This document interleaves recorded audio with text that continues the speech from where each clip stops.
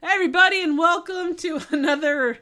You know what? It doesn't matter what computer I have. I still manage to screw things up in some way, shape, or form. Welcome to another Saturday night Rifftrax stream. With me is my I don't know, logoed co-host that happens to be drinking a very, very strong hot toddy, Dan from tytdreviews. Dan, how are you? Oh, one second, one second. Oh, it's a bit tart. Yeah, it's it's a lemon that's been sat for a little while, and it's been a bit horrible. And I've squeezed it into a cup with some onion and a bit of whiskey.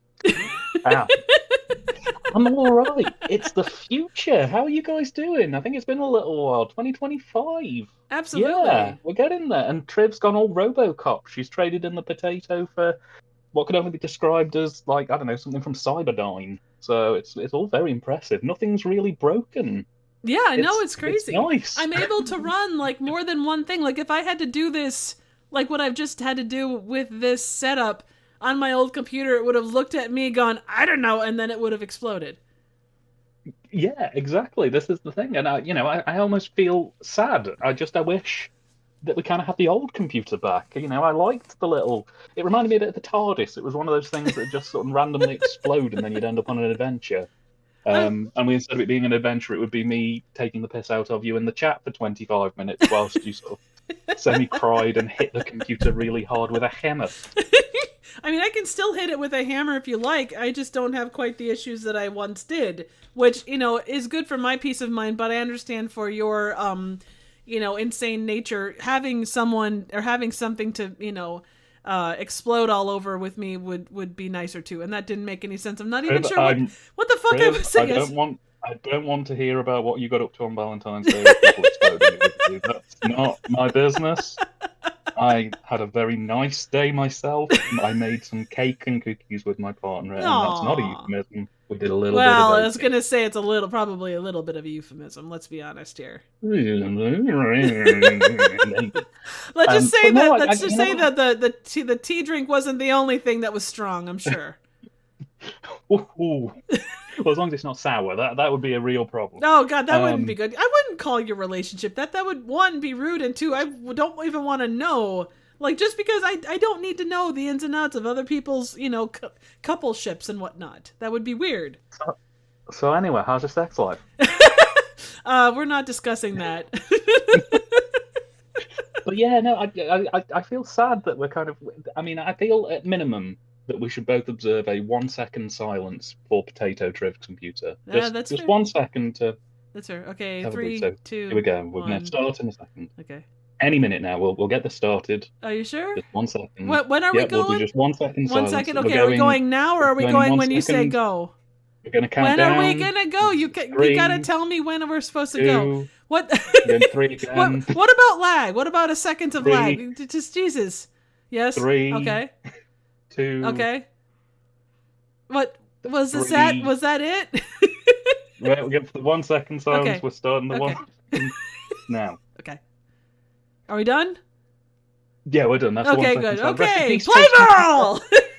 You were the queen of our hearts. Elton John is writing a version of Candle in the Wind just for you, and it seems to me you lived your life like a potato breaking down, which I think many of us are in that situation right now. So Yeah. just God help us all. I mean, my Um, computer isn't, but I definitely am. So I think that I traded that off. But we should probably talk to the lovely not potatoes in chat, shouldn't we? why do I keep drinking this drink? I Oh don't God! know. Why do you keep drinking that drink if it's that It's because goddamn it's got sour? it's got 2 shots of whiskey in it. That's why I want to forget.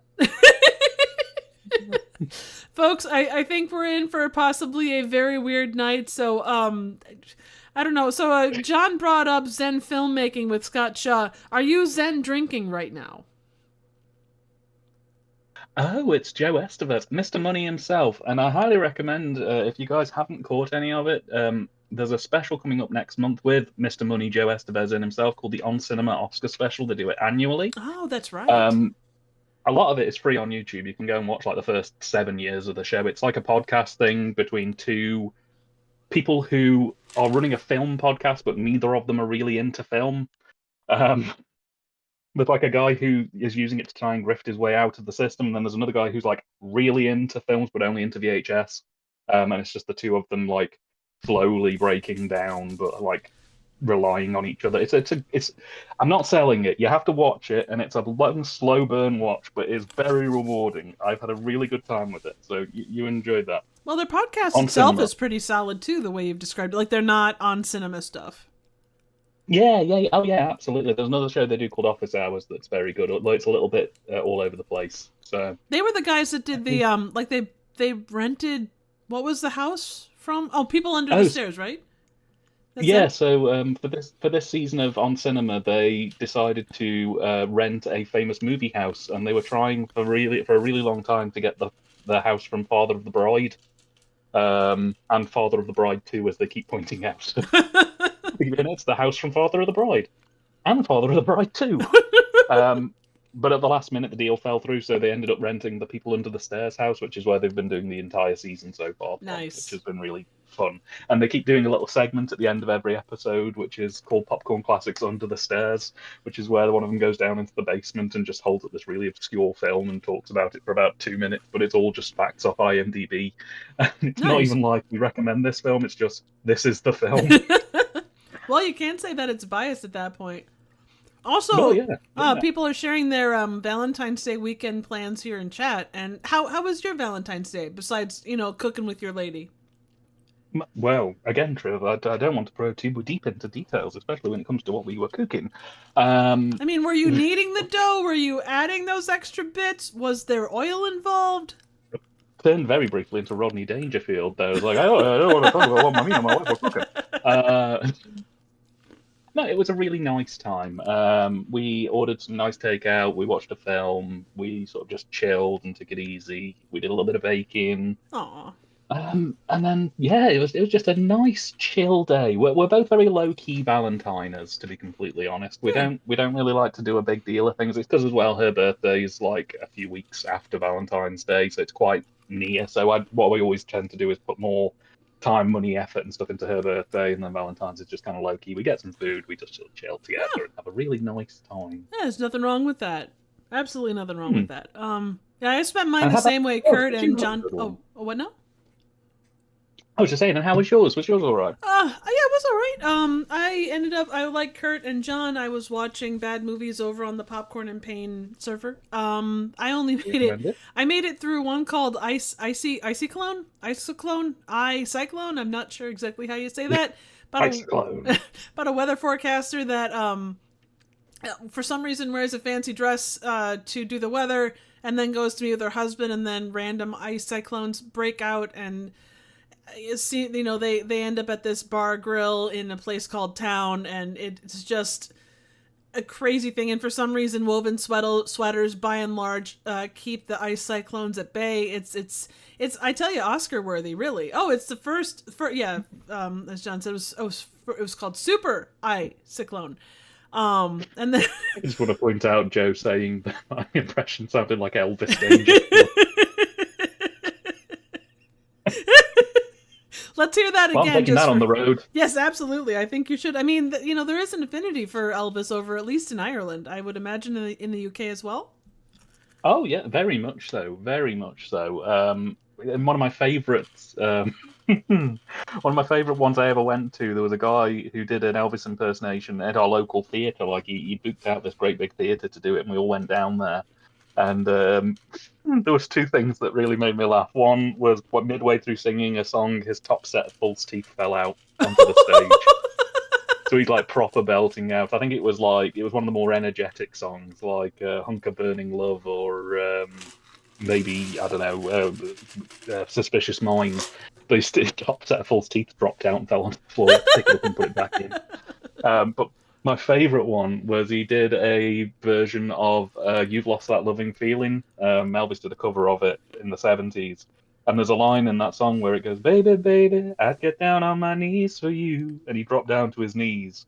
And when it went the time to come back up, he couldn't lift himself. Oh, God. I'll never get two stagehands to come and run and pick him off the floor.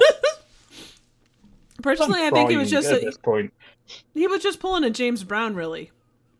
Oh, just incredible! I'm just crying and just unbelievable. He did a section of Elvis's Christmas songs, Oh God. and they couldn't afford to make it. They must have been given two budget options. Budget option B was the expensive one where they like drop snow from the roof of the theater down. It makes it look like it's snowing.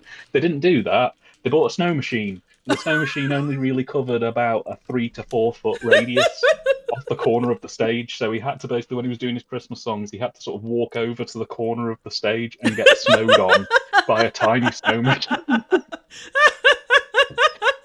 That night was incredible, and it ended surreally as well because on the way home our car broke down, and I ended up with my dad steering with the handbrake off, pushing him about a quarter of a mile Oh to God. our street, so that we could sort of pull the car up and go home. Oh God. And I'll never forget it. After pushing him for about a quarter of a mile, we pulled up. He got out of the car, put the handbrake on, and he just went, "Thank you very much," and then walked off. There. No problem. A remarkable night. If you ever go and see an Elvis impersonator, go and see an Elvis impersonator. If you get the chance, go for it.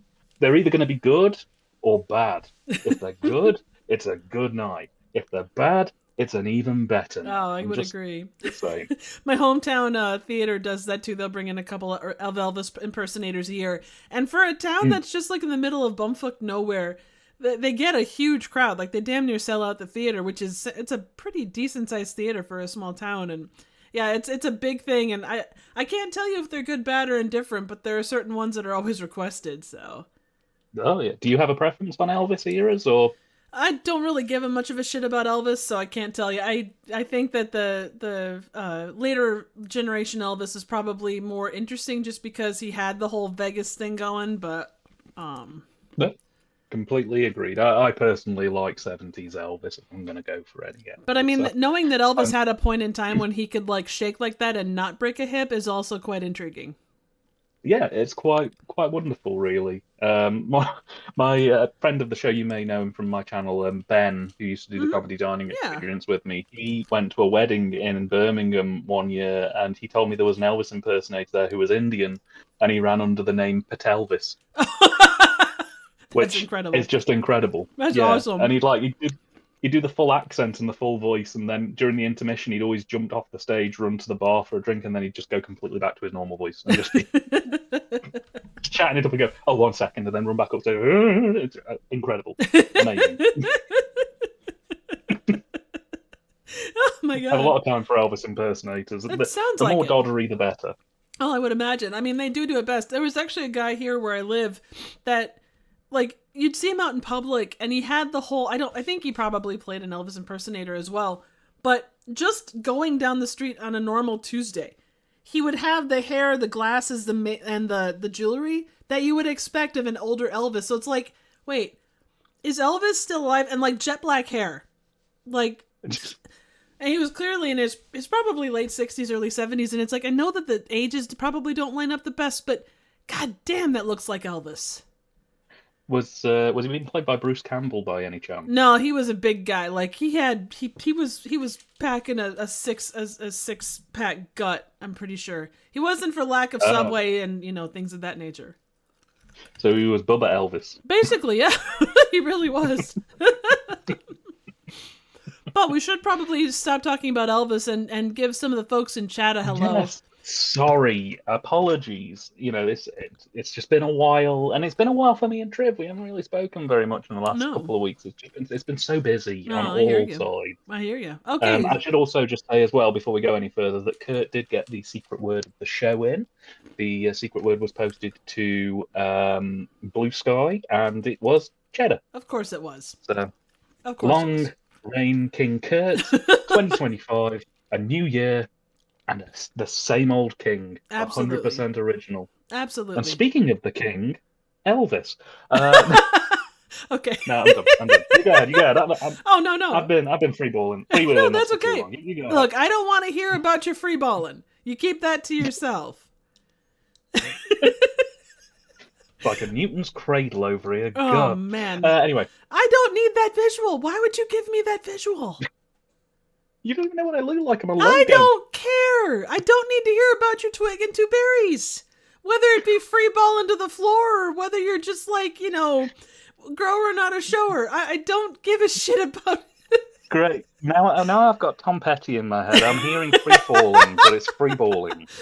See, Joe's got it right. I'm free balling, yeah, I'm free balling, free balling. All right, if you want a trip and a half, and I will stop, I am sorry, but if you want a trip and a half, you want to look up the King of the Hill album. It's a song where the cast of King of the Hill each all did a track. Hank Hill does Teddy Bear by Red Sovine. It's one of the greatest versions of Teddy Bear I've ever heard. But they get Luann to do a version of Free Falling, and again, it's one of the best covers of Free Falling I've ever heard. King of the Hill album, it's all on YouTube. Check it out. Oh, very nice. And Kurt says that he's always got Tom Petty in his head. How does he fit? Do you keep him like up underneath your hat, or how do you do that? It's either Tom Petty's very small or Kurt has a very big head. I'm going to go with both, honestly. I think that, it's 6 of one, half dozen of another, I would guess. But to folks in chat, we've got Jen. Hello, Jen. Hello. She wants an alien llama, apparently. We've got TYTD reviews, which, fuck that guy. We've got Stefano. Total dick. We've got Stefano saying, yo. We've got Liam saying hello. We've got you saying that my computer is making me solve 3 riddles. We've got John Cleveland saying howdy all and letting us know all the stuff that was watched in Popcorn and Pain, including Love on the Leash to celebrate Valentine's Day, which is the most romantic movie of all times. What else have we got? We've got James saying hello. We've got... who am I missing? We've got Hogan. Hello, Hogan. Velkommen. Bienvenue. Come on in. We've got Joe asking if... Absolutely. We've got Joe asking if you breathe sulfur hexafluoride. Your voice seems lower than normal. That's okay. I've been leading a very rough life. The last couple of months have been tough. I mean, considering all the remodeling stuff you've had to do, I'm not surprised that you sound more husky. Pure asbestos, my friend. It just makes you sound nice and crackly. Absolutely. Does that contribute to your free balling? Yes. If anything, I now have 3 of them. It's quite remarkable, really. There you go. It's important to have that. James says, I saw a Memoir of a Snail at the cinema earlier and I loved it.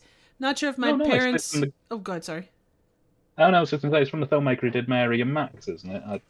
I quite enjoyed that film. It was rather unfortunate timing because I chose to watch it with a friend who was going through some very bleak things at the minute, and there's a moment at the end of that film that gets a little bit intense, especially on the unaliving front. Oh God, that's not good. We got recommended it by another friend, and we were like, "Why the f did she recommend this?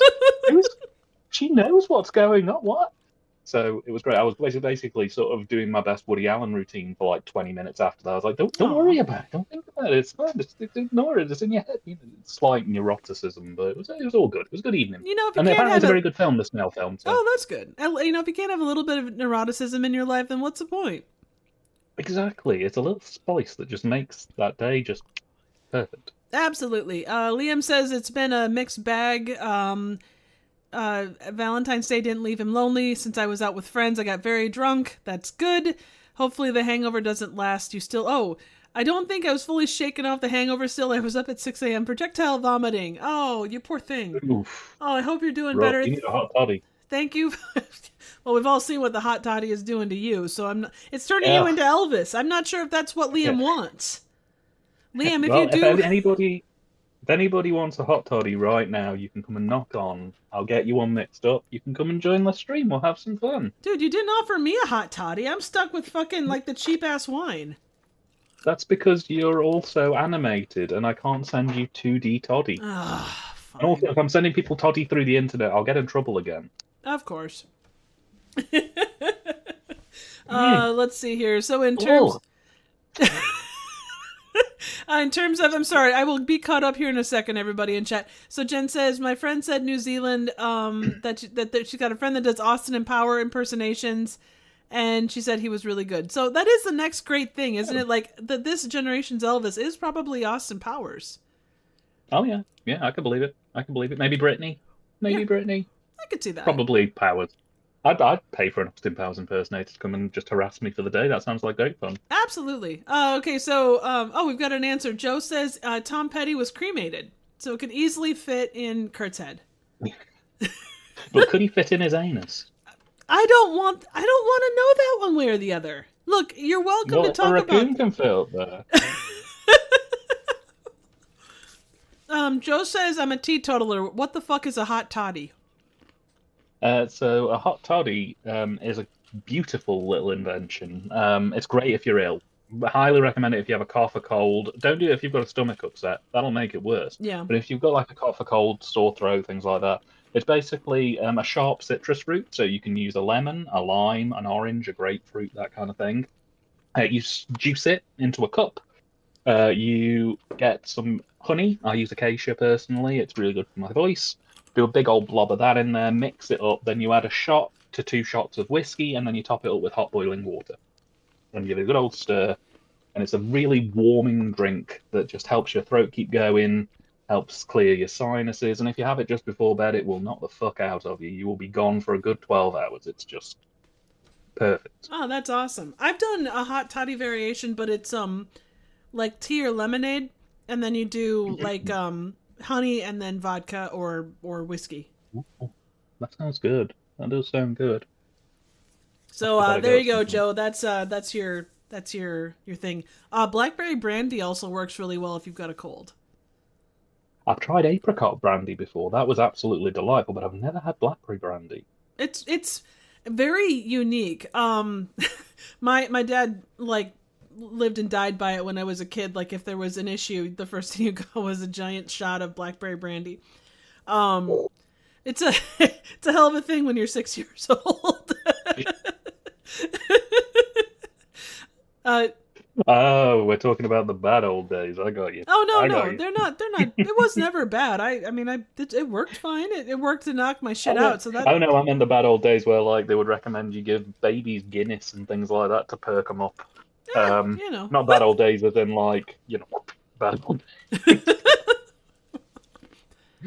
Joe says, "Is the whiskey meant to cure the depression from drinking hot citrus juice?" Yeah, sure. You can mix and match. I use whiskey. You can use rum. Brandy is fantastic as well. It's vodka, maybe less so. Vodka is if you really want emphasis on the sleep aspect. Yeah, I would agree with that. But blackberry brandy, I'm enchanted. I need to get some of that. I don't think they sell it here. I know that they do apricot and cherry brandy over here. I think it would be like relative. All of those, they're kind of the same. Your fruit changes, but the rest of it, kind of sits the same. So, story of my life. just don't do and I'm gonna fuck it up again. My God, why can't I keep it straight? Not Merlot. Help me. The thing that I drank that gets all stupid. Malort, thank you. Why do I get that screwed up with Merlot? What the fuck? Malort, yeah. I think it's the R. It's in a different spot. And I haven't even been drinking. God damn. What's gonna... Oh, you can get blackberry brandy from here. It's $4.99 as well. That's a good price. Yeah, enjoy it. If you ever make it over here, I need to get you Buckfast. That is a drink. Damn game. It's a tonic wine produced in an abbey in Devonshire, and it's predominantly drunk in Scotland. But it basically tastes almost like a kind of prune brandy, but it's very nice, very nice, and it's got a border dangerous amount of caffeine in it, which is great. Yeah. So you drink it, and it gets you drunk, but also gets you wired. So sounds like a good plan. You're ready to dance the night away and fall over a lot. Nice. Okay, well, 2 more things, and we should probably jump into the game, as King Kurt has, given word. I never heard of Malort before, and I thought you were just drunkenly mispronouncing Merlot the first time I heard you talk about it. Yeah, no, I do that all the time, too. Like, I have to stop and think. Merlot.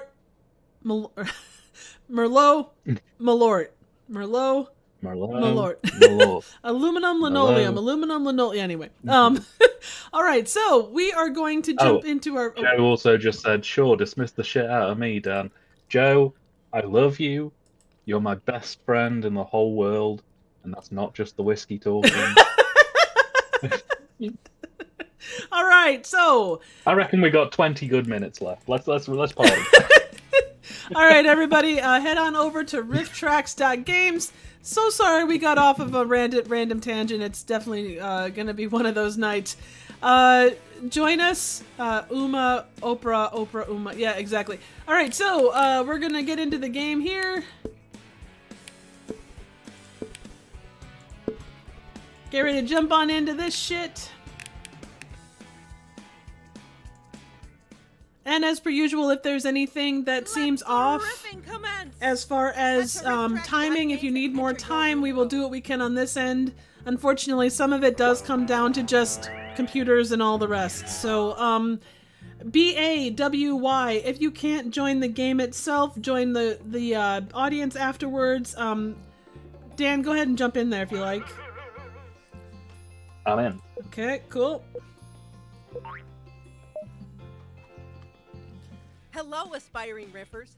In each round of writer riff mode, a movie clip will play. Every clip has Remember, a no spotlight hitting round below of the riff, belt. riff, as we call it. If you're stuck, Unless your we riff can involves choose a hitting below the randomly belt, in assigned which riff case that's from totally one of our fine. own professional comedy professionals. Bonus points At a tonight slight if you pick on point Triv deduction. specifically. Everyone's riffs are played back, and you vote for your Kurt favorite. proclaims that we all have a great At the end of time. all the rounds, Hurrah! the player with the Absolutely. most points wins. Round 1. It is raining in the city, and the gods are going to war.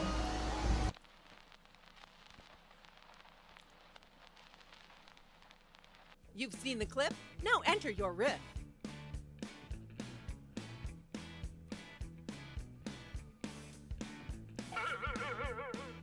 And just a heads up, we've got about a 5-second delay, so I apologize in advance. But that's kind of usual for this, so just be a heads up. You need to finish up your riffs by by count of 5, not a count of 1. So, also James, you're a dork, and I will do what I can to fight whatever cheese-based attack that you have. Get it. God damn it, Dan. You're supposed to be on my side. Good evening, ladies and gentlemen.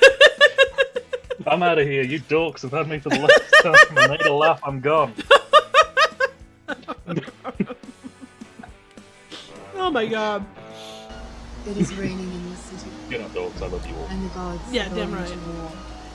And I had to poo now. I must be off. Oh god. You know, I've never pooed that way It is before. raining in the city, No. and the gods are going to war. In my pants. Joe, God love you. It is raining in the city, and the gods are going to war. Time to go to Costco and buy some eggs. It is raining in the city, and the gods are going to war. What a load of pretentious drivel. Damn right. Oh yeah. It is raining in the city, and the gods are going to war.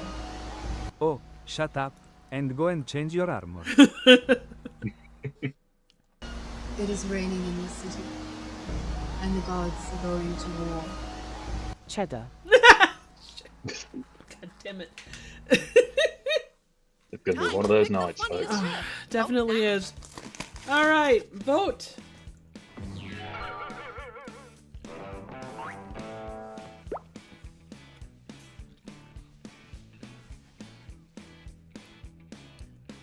So for everybody, what is your best Valentine's Day?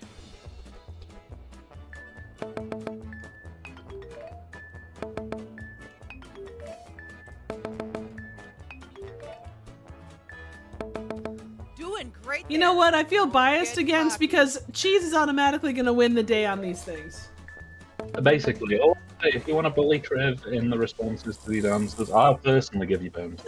So, you can be nice to me. If you're nice to me, you'll get points as well, but not that many because I don't believe in suckling. Of But course not.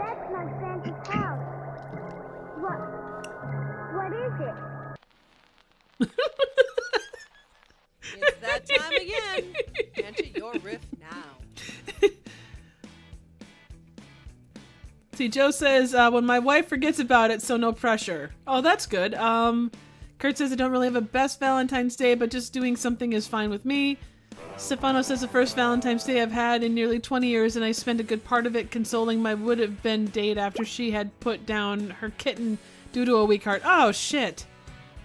Oh, fucking hell, man. I'm sorry. That sucks a ton. I had a Valentine's Day where I took my car in the ditch, and the next year I started a job, and it was like the most like from hell night I had ever had at any kind of job ever. So yeah, me and Valentine's Day, we just kind of don't get along much. I just tolerate it, and it looks at me and, you know, says fuck you, but that's okay. How about you, Dan? We're talking best or worst? Oh, man. What is it? It's Santa's sex bot. Not again. Grr. Betty, that's not Santa's house. What is it? It's Robot Monster. Betty, that's not Santa's house. What is it? Welcome to your doom. Betty, that's not Santa's house. What is it? Cheddar. Works 100% of the time, 60% of the time. Uh-huh. What is it? Children spotted, must implant brainworm and return to the ADHD autism farm. Betty, that's not Santa's house. What is it? Wallace's Cheddar droid. Not Got a not favorite wrong. riff? Vote now. Not wrong. Let's see. James says Valentine's Day is a load of bollocks. Even if I was in a relationship, I wouldn't celebrate it. No, James, I agree. So I worked at well, it's Hallmark here. I'm not sure what the equivalent would be over in the UK, but there was a guy. So in the fall, there's a Valentine's Day type holiday called Sweetest Day.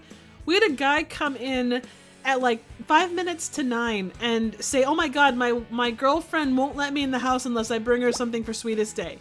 And he ended up spending $300 on just the most insane amount of shit just to like appease his girlfriend. It's like, holy shit, that Would you sucks. check out the riffing skills on this guy? Yeah, Joe, that's awesome. Hallmark was an experience. I'm not gonna lie, it was quite a place. Let's see.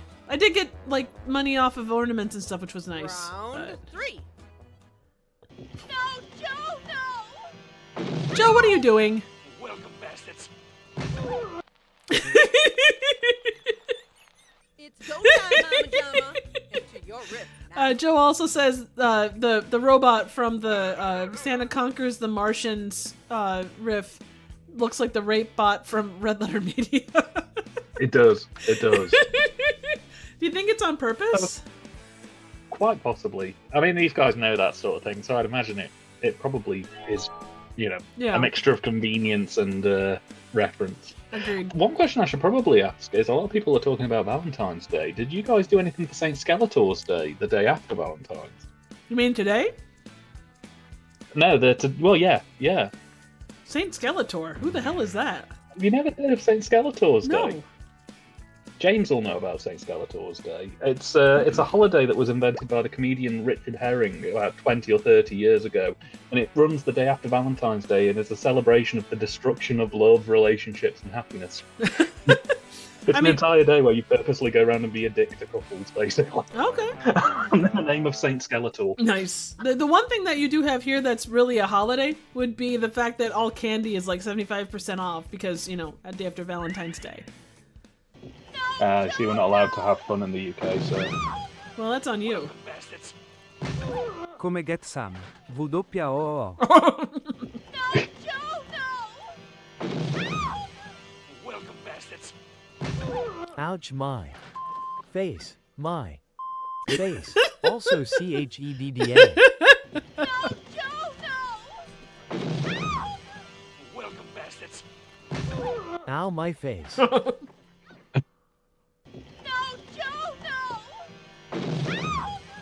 Welcome, bastards. I should have had cheddar.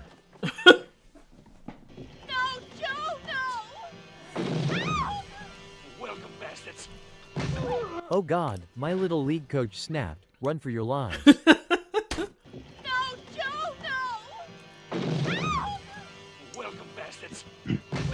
Think once, think twice, think don't wear your motorcycle helmet in a cheap Italian exploitation movie.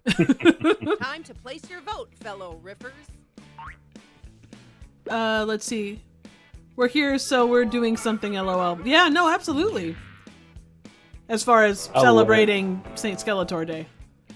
Absolutely. Well, James, that sketch particularly was on Tormringer, so you probably have, unless it was on that one, so you may have seen it. And, but St. Skeletor's Day, they do cards and everything. It's great. Really? Might be a champion riffer in the making. So did you send me a card for St. Skeletor Day? You know what? I missed this year's mail out, but I will make sure you get one next year. Okay, good. I'm gonna hold you to it because I really need a St. Skeletor card in my life. Absolutely. Let me see if I can find You know, one I was online out and for you. about all day. I didn't know this, so I didn't screw it with anybody. John collects the money to buy our food. Okay. Like I was around so many couples and I didn't fuck with any of them. You know how sad that makes me? You know, you could have pushed people into lakes. You could have. I could have kicked guys in the balls. I could have had so much fun, but no, you didn't say it. You didn't say a damn thing. I'm so pissed at you right now, man.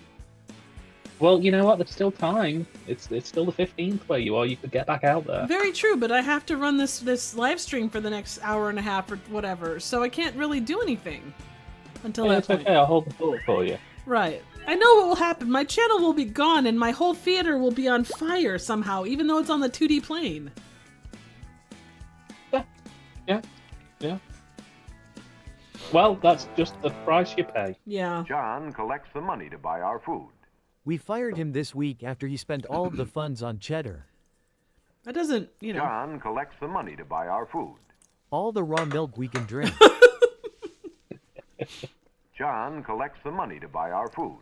And then goes out with Freddy to a local strip club, much to Brian and Roger's annoyance. Damn it, Freddy. John collects the money to buy our food. Which he then spends on hookers and blow. John collects the money to buy our food. Don't go to Michael Palin's cheese shop. That's the best cheese shop, though. John collects the money to buy our food. Then he spends it on hookers. The riffs are in. Time to vote. I just sent you some examples of St. Skeletor's Day cards. I've also posted them in the TYTD Discord if anybody wants to get festive and join in the celebrations while there's still time. Oh, that is fantastic. It's done for us in the UK, but you guys, you still have chance. Go out, push a couple over, just laugh at them. Let's see here. Speak garbled languages at them like you're speaking in tongues, and then don't clarify and just walk off calmly. Just confuse people. Kurt, I'm sorry I disappointed you. I just don't trust leaving Dan alone with my channel. You know, I've worked hard to try and get it this far, and for whatever it is, I absolutely promise at least a third of your theatre will survive. Now it'd probably be the bathrooms. Yes, the TYTD Memorial bathrooms are still in play. See, Joe says I was doing some stuff lately with footage from Westworld, and oddly enough, it had the guy who voiced Skeletor in it. I didn't know that. Yeah, it's incredible the crossover between all that stuff. Oh yeah. Excuse me.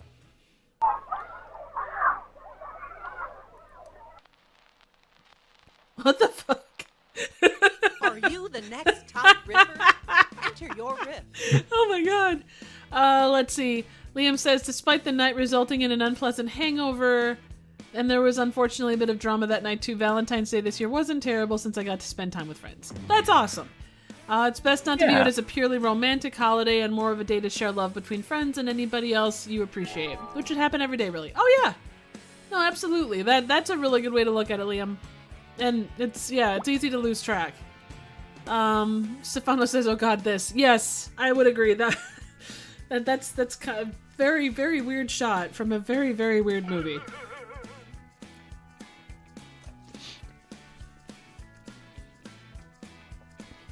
Now, last time we did this, there was a clip from, I think it was Paradise Hotel, where you get the woman that was mostly plastic and the guy that looked like an evangelical asshole. I need to find... That does not narrow it down on my film collection, I'm sorry. Fair point. It was a more recent one. I think of Rifftrax. Well, they must have done it because it was one of the clips. But I need to track that down and watch it just because it looks insane. It's probably absolutely. boring Oh, as. Go ahead. I was going to say on the Rifftrax Games website, they list all the films that are peeling clips from. Oh, so okay. Good to know. you Is might be this able to find Diddy's it there. party? Oh my God. Shit. You know, you're probably not wrong. The clown thing wasn't working anymore, so John Wayne Gacy had to adapt to a bunny costume. Get the rope. Oh.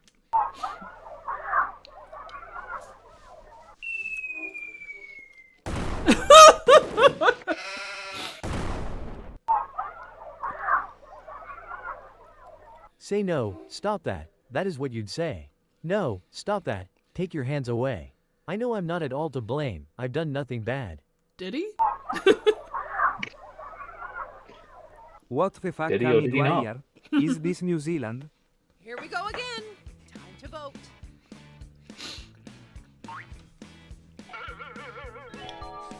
So hearing John Wayne Gacy brought up a memory. I went looking, like someone had mentioned that John You Wayne. can't open a sentence with that. You can't just open with the statement that John Wayne Gacy thing brought back a memory. That could go in any direction. You're right. So the John Wayne part of it brought up the fact that right, someone okay. had recently said that John Wayne starred as Genghis Khan. And I didn't remember seeing this, so I went looking for it. And John Wayne as Genghis Khan has got to be like the most cursed thing I've seen in recent memory. Oh yeah, yeah. Well, that was the thing that killed him. So. I wouldn't be surprised.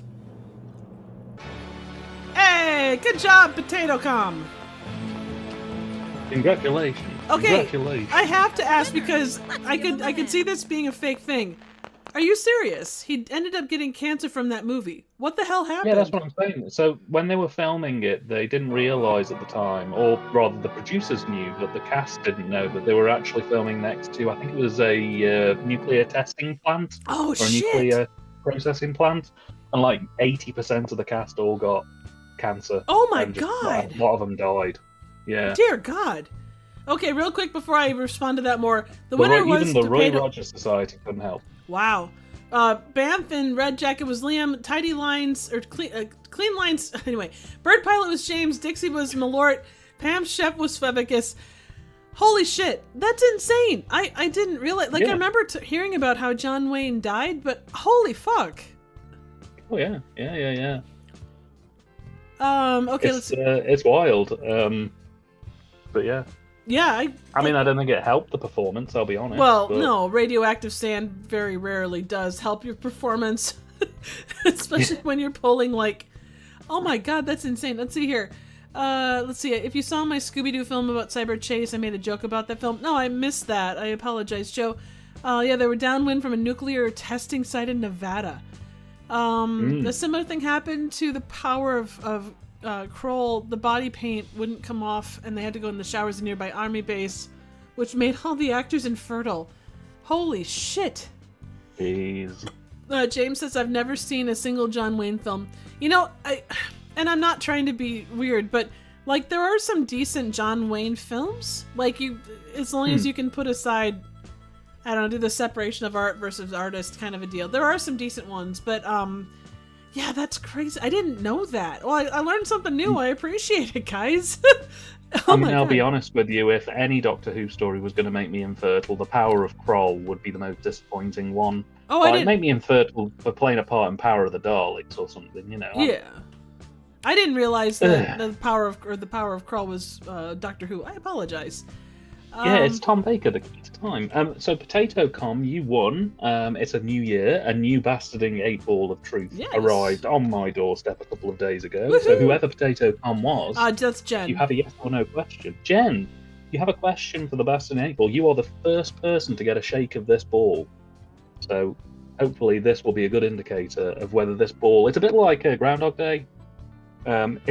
If the first answer off the ball is good, it's probably going to be a good year. If the first answer off the ball is bad, so no pressure. Maybe go lie down for a few months.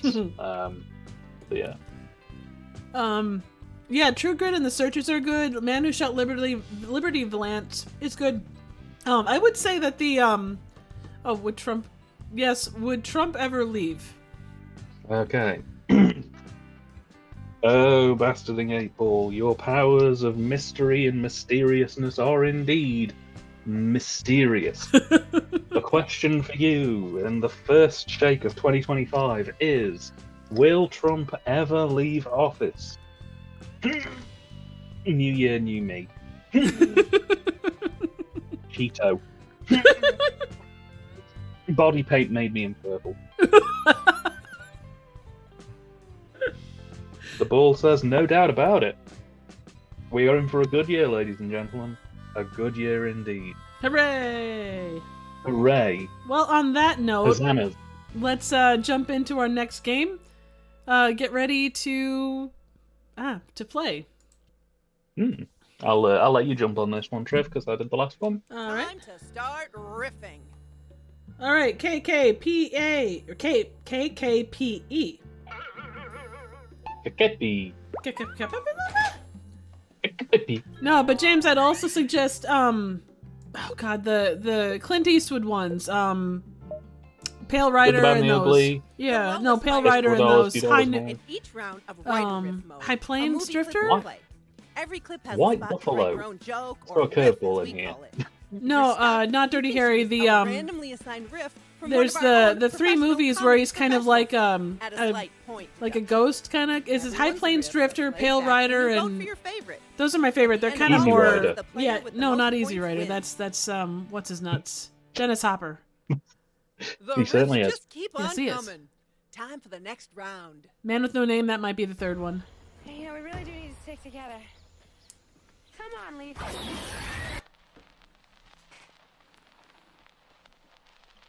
Time to bring the funny.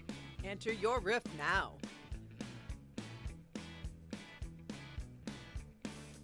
It was Bowie awful. Yes, he probably was a Terrence Dicks impression, Liam.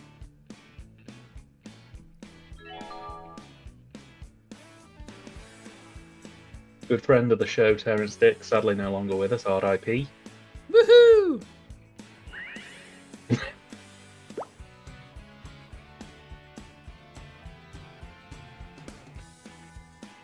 So, Trev, what's the biggest food you've ever eaten? I had a donut that was the size of my head. That is pretty impressive. Yeah, I thought so. Well, unless you've got a very small head. Have you got a small head? I don't think I do. How about yourself? What is the biggest food you've ever eaten? I had a burger called the Towering Ember Burger when I was in university, and it was 5 hamburger patties with cheese and onions and salad, hash browns, bacon, covered in cheese sauce and a chipotle sauce. That sounds incredible. With 2 big sides of fries. I ate 2 of them. What the fuck? Holy shit! That's amazing. I was very drunk and very hungry. It was a good night. I was very ill afterwards, but it was a good night. Come on, Leaf. Gremlins vs Wombles. Hey, we really do need to stick together. Come on, Leaf. I'm going to come and go. Ooh. Hey, we really do need to stick together. Come on, Leaf. Pocket sand. Ah. Hey, we really do need to stick together. Come on, Leaf. Oh hell nah, I don't get paid enough for this shit. Hey, we really do need to stick together. Come on, Leaf. This is why Elon and Grimes shouldn't have slept together. Yeah, that's a fair point. Hey, we really do need to stick together. Come on, Leaf. Lisa, what happened to you? Johnny will be so upset. Okay, we all had a good laugh. Now time to vote. I'll raise the question to chat. What is the biggest food you've ever eaten? I was gonna say that's a really good question to ask chat. Well, we've got some answers here. We've got. I did have an 18-inch pizza once. That was quite big as well. Damn. But... You're making James hungry. Joe says when you're my size, every meal is the biggest meal you've ever eaten. Stefano asks, why are so many women in these types of films wearing white of all colors? You can see the sweat stains. Oh shit, Stefano also ate a 48-ounce steak courtesy of Frankie and Benny's in the spring of 2009. Holy shit, is that still the kind of food that memories are made of? Yeah, is that like... I don't know. Are you still digesting that? Because I feel like you might still be digesting. I hear the children. I'm ready. It's that time again. Enter your riff now.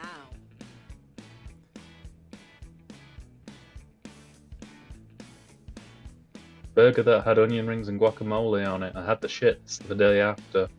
You know what? That's normally a good sign that it was probably pretty good. Well, that's good. Like if your entire body is like, it's too awesome for me to handle. I gotta hit the bathroom. You know.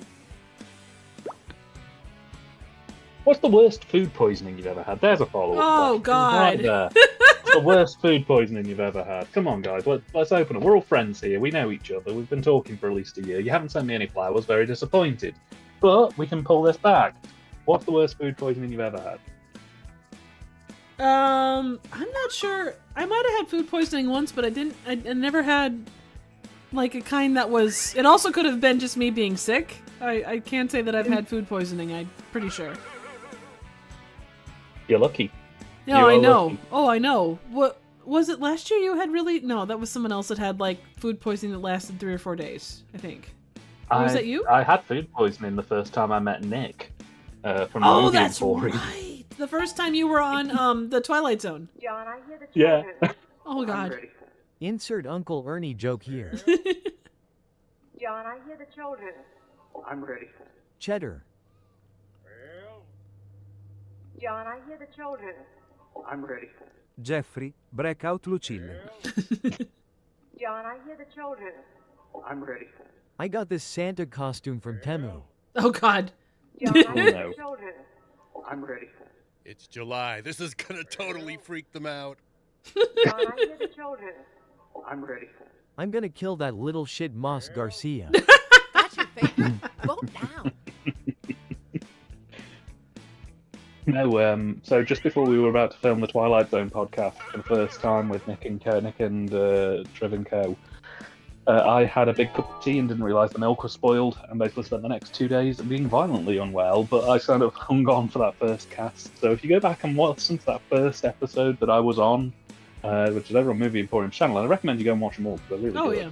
They are. You'll hear a very ill me desperately trying to wing it, because I'd made all these notes and I was coming in trying to be slick and cool. I was in tremendous pain. I had stomach cramps. I was plumped over the computer. It was complete. Let's see. Joe says, I can't remember the worst, but the most recent was a couple months ago with a really shitty pizza place in Cincinnati. Kurt says, I ate a burger at Smoky Bones and the meat was bad and I got up while watching Day of the Dead, both throwing up and sitting on the toilet. Oh, God. You know, that's never great. In fairness, I was just about to say to Joe's point, I think the worst food poisoning I had was pizza. Police, dickhead. It's go time, Mama Jama. Enter your riff now. It was, again, probably about 10 years ago, and it was the worst food poisoning I've had. I went to a dive bar takeaway after heavy drinks. It was we were both basically sort of in the stage where we couldn't stand still properly. We'd be sort of swaying. And I saw on the menu that they were doing something called a Donna pizza, which is basically where they take the contents of a gyro and shred it and put it on a margarita-based pizza. Oh, I remember this story. It was amazing. It was one of the nicest pizzas I've ever had. So ill. I was so ill. I had about 2 hours where I was in like a really good place. We watched some Mystery Science Theatre when we got in and it was fine. And then it just, like, the colour from my skin went out. I looked porcelain. Oh. And I was basically horrendous for about a week. I was basically glued to the toilet. Oh. Very unpleasant time for all involved. Funniest bit is also the bleakest bit. I'll tell you that though after this. Police, dickhead. I can read I am a dog bit.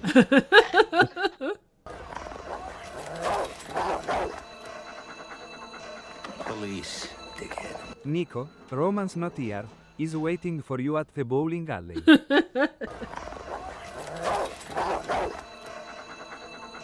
Police, dickhead. Scott Shaw?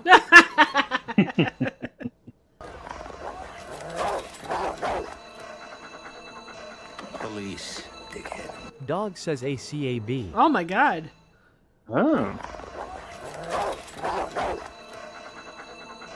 Police, dickhead. Pick your dick away and come inside.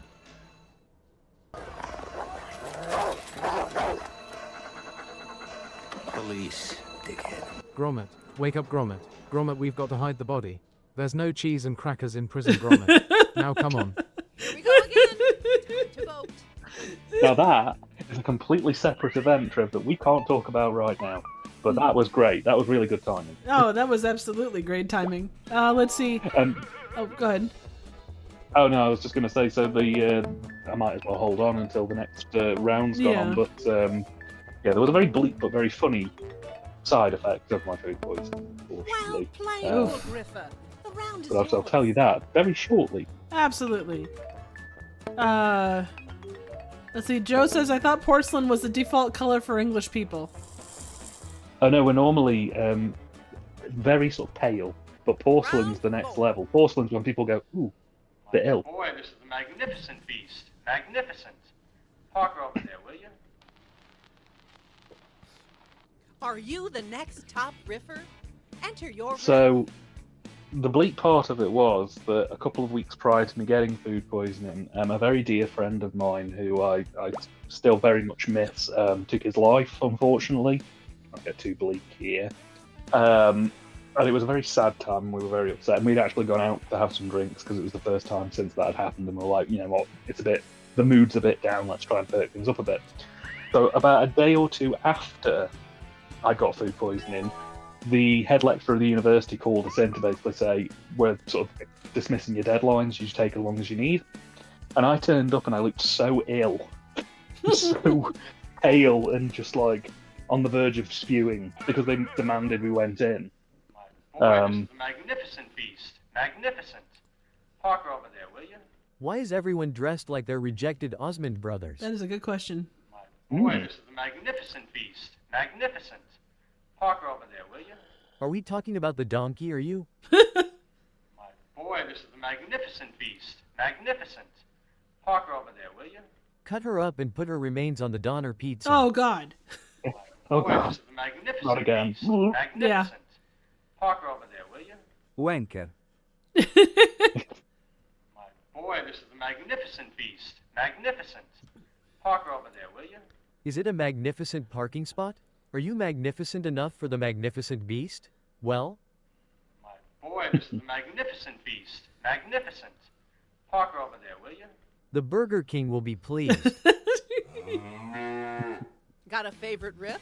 Vote now. But yeah, so my lecturer called me in to say basically he was dismissing deadlines. But I turned up and looked so ill and so horrendous, and they were all like, "Oh God, he must be taking it so hard. This must be horrible." And they just didn't know that like the last 3 days I'd basically been stuck to a toilet, being horrifically unwell, and that was why I physically looked so horrible.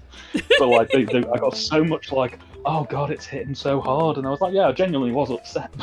It was mainly a Donner meat pizza what did that. So you know, play to your strengths, I'd say. this is it. So you know, but thanks, guys. I do appreciate it. It was over a decade ago now that it happened. Well, but, still. Yeah, no, he's still gone but not forgotten. Well, of course, and they need to stay with you with that. Riffers, They always stay it's with your heart. The final round. Absolutely. Mike's wife said they'd bring some more tomatoes, and the foreman figured it was a good time for Joe and him to leave. Okay. Take a deep breath and enter your riff. I was going to ask if, since porcelain is a default color of people from the UK, what is magnolia? The colour of jaundice. Unless it's steel magnolias, in which case it's the colour of Dolly Parton. Ah, fair point.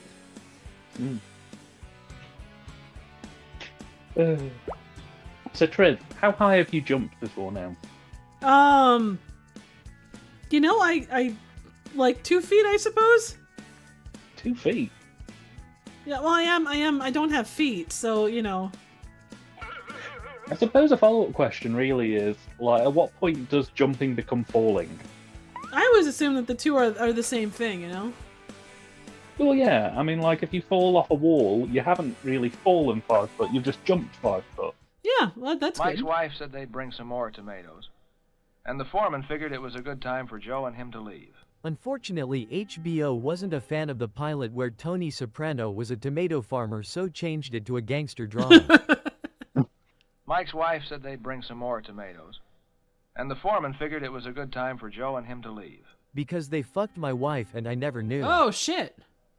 Mike's wife said they'd bring some more tomatoes, and the foreman figured it was a good time for Joe and him to leave. The promised tomatoes never came and Mike DRD horribly. Mike's wife said they'd bring some more tomatoes, and the foreman figured it was a good time for Joe and him to leave. An hour that the tomatoes were what landed Mike in the hospital in the first place. Mike's wife said they'd bring some more tomatoes, and the foreman figured it was a good time for Joe and him to leave. Why the fuck would I want tomatoes? I want a bloody high five. Hell yeah. Mike's wife said they'd bring some more tomatoes, and the foreman figured it was a good time for Joe and him to leave. They had to go stop the woke. Time to pick the funniest riff. Vote now.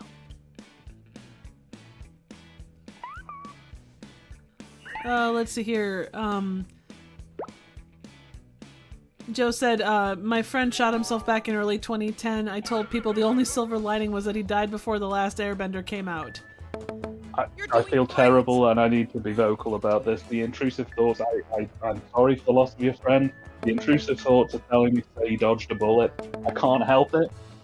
Well, no, he says terrible. He says the same thing. Yeah, the film was terrible. How does Shyamalan keep getting work after all that? Exactly. It's horrendous. Absolutely. And the winner is...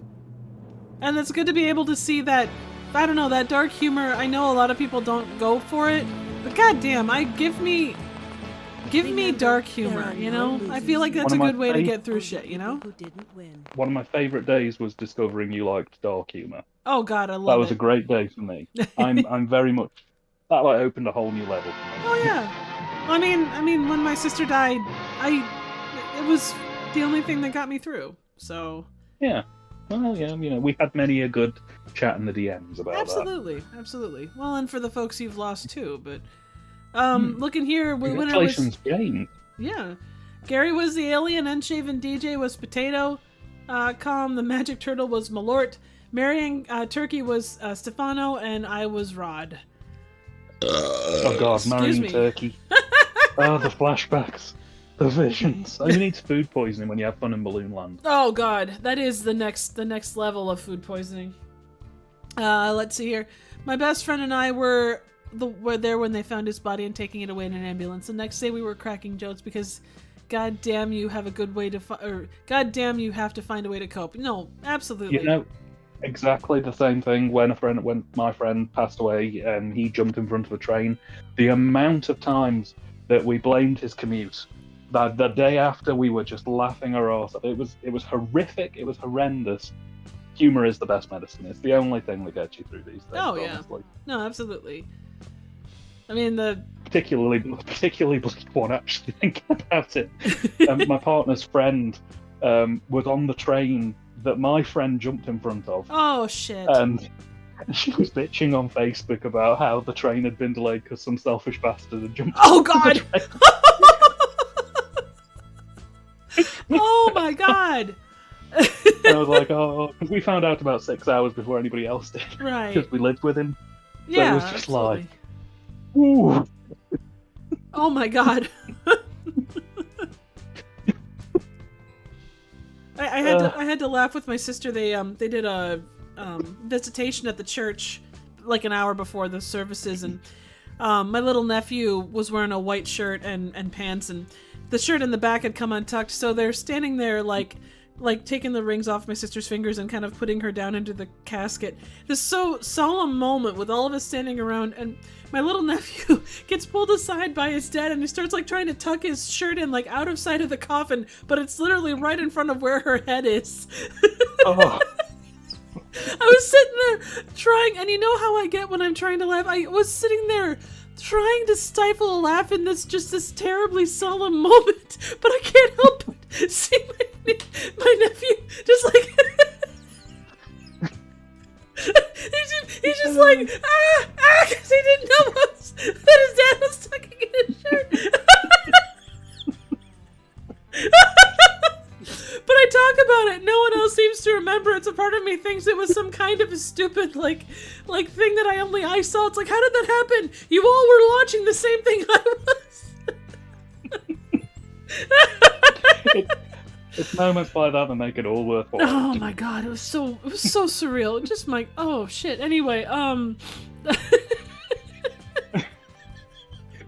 James, you have a yes or no question. Post it. We'll shake the balls. Oh man. Congrats. Absolutely. There's your question for the Bastarding 8-Ball. Will I ever get a copy of H&R Puffin stuff on VHS that wasn't previously owned by an imbecile? Man, Okay, I shall ask the ball. I'm just gonna say, man, Bastarding the chances of that aren't Okay. great, but hey, you can try. We'll try. So, Bastarding 8-Ball of Truth. Will James ever receive a copy of H.R. Puffin stuff on VHS that wasn't previously owned by an imbecile? Talking flute. Witchy poo. Food poison fever dream. The stars say no. I'm sorry, James. You will forever be cursed with mouldy, broken copies of H.R. Puffin stuff on VHS. The ball has spoken. I don't want it that way, but the ball knows all. Absolutely, you're gonna be the Red Letter Media equivalent of HR Puffin stuff. Go ahead and jump in there, Dan. It's a really good idea. Go ahead and jump in this game if you like. I would love James to be known as the guy who owns 600 copies of H.R. Puffin stuff and then shreds them all. Jen says, I feel death is a celebration of life rather than being sad. Oh, it's a combination. I think, I was reading, I've been watching videos by a previous Mormon talking about the way that Mormons deal with death, and they're supposed to be happy, and they kind of, there are people among them that poo-poo people for being sad, and it's just like, it's such a complicated thing. There's so many emotions that go through, you've got to allow yourself time for all of that stuff. Yeah, there's a place for sadness and celebration and happiness of a life. Absolutely. In the same space. Absolutely. A movie clip will play. Every clip has a spot to write your own Liam says, joke breaking or news, riff. Stockport man breaks record for owning 1,000 copies of HR Puffin stuff on VHS. From one of our own professional comedy professionals at a slight point deduction. Everyone's good. riffs are played back, and you vote for your favorite. It's cheaper than a house these days, that's all I'll say. Oh man, that's for sure. And VHS probably aren't terribly cheap. Your friends? Here we They'll go. last 1,000 years as well as plastic, so. Yeah, there you go. I see. The spirit suffers like no other. You've seen the clip? Now enter your riff.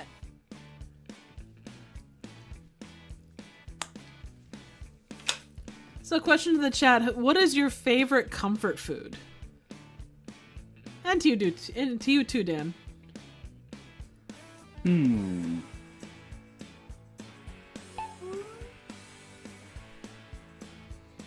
That's a tough one.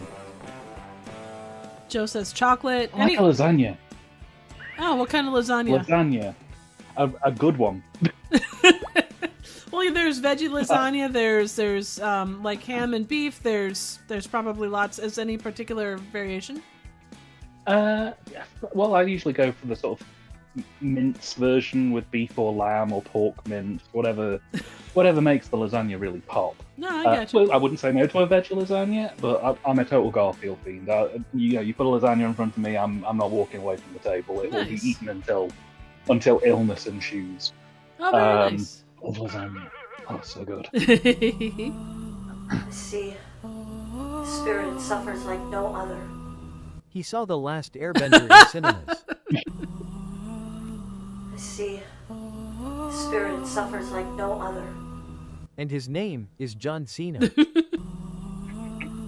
see. The spirit suffers like no other. You're a bloody junkie. Of course he suffer. Yeah. I see. The spirit suffers like no other. Are we going to make pottery like Ghost now? What? I see. The spirit suffers like no other. It's a mystery to me. The game commences. I see. a spirit that suffers like no other. Is this part of Bobby Kennedy's new HHS policy? Oh, God. The riffs are in. Time to vote. Let's see here. So Joe says chocolate, not even close. Chocolate. CHOCOLATE. Liam says Now, cookies. Joe, is that chocolate or is that American chocolate? That is a Please very clarify. good question. That is the best question you could possibly ask in this particular instance. Because there is a 'Cause, difference. I ain't gonna shame you guys. I'm just saying that we have a little place called Bourneville over here. Ooh, I love They happen to Bourneville. do. Well, look at you. They happen to be Cadbury. It's like the Rolls Royce of chocolate. Oh, I am such a Bourneville fan. Absolutely, just. Hey, you like Bourneville? I'll send you some Bourneville. Oh God, I please can get you do. Bourneville. Well, oh, Joe, you're gonna get kicked from this chat if you keep up with words like that. Hershey is not just fine. Oh God. Can you ever forgive me? Time to bring the funny. Enter your riff now. Let's see. Kurt says pizza's my comfort food, but if I want something snacky, I go for peanut butter M&Ms. James says I found a piece of piece of steak I found under the dustbin. It replenishes my health. Liam says cookies. Jen says chocolate. Chocolate Nazis in here. No, just purveyors of good taste. Thank you very much. I love the fact that you snub carob as well, when carob is a far superior chocolate to Hershey's, in my opinion. I think it's how it's prepared though too, because it can be kind of crappy if it's not done right. I will say this: you introduced me to Hershey Crackle recently, and that has been quite life changing. It's like a Nestle Crunch, but good. Yeah. So. Santa, can you ever forgive me? I masturbated in all the socks. Not again.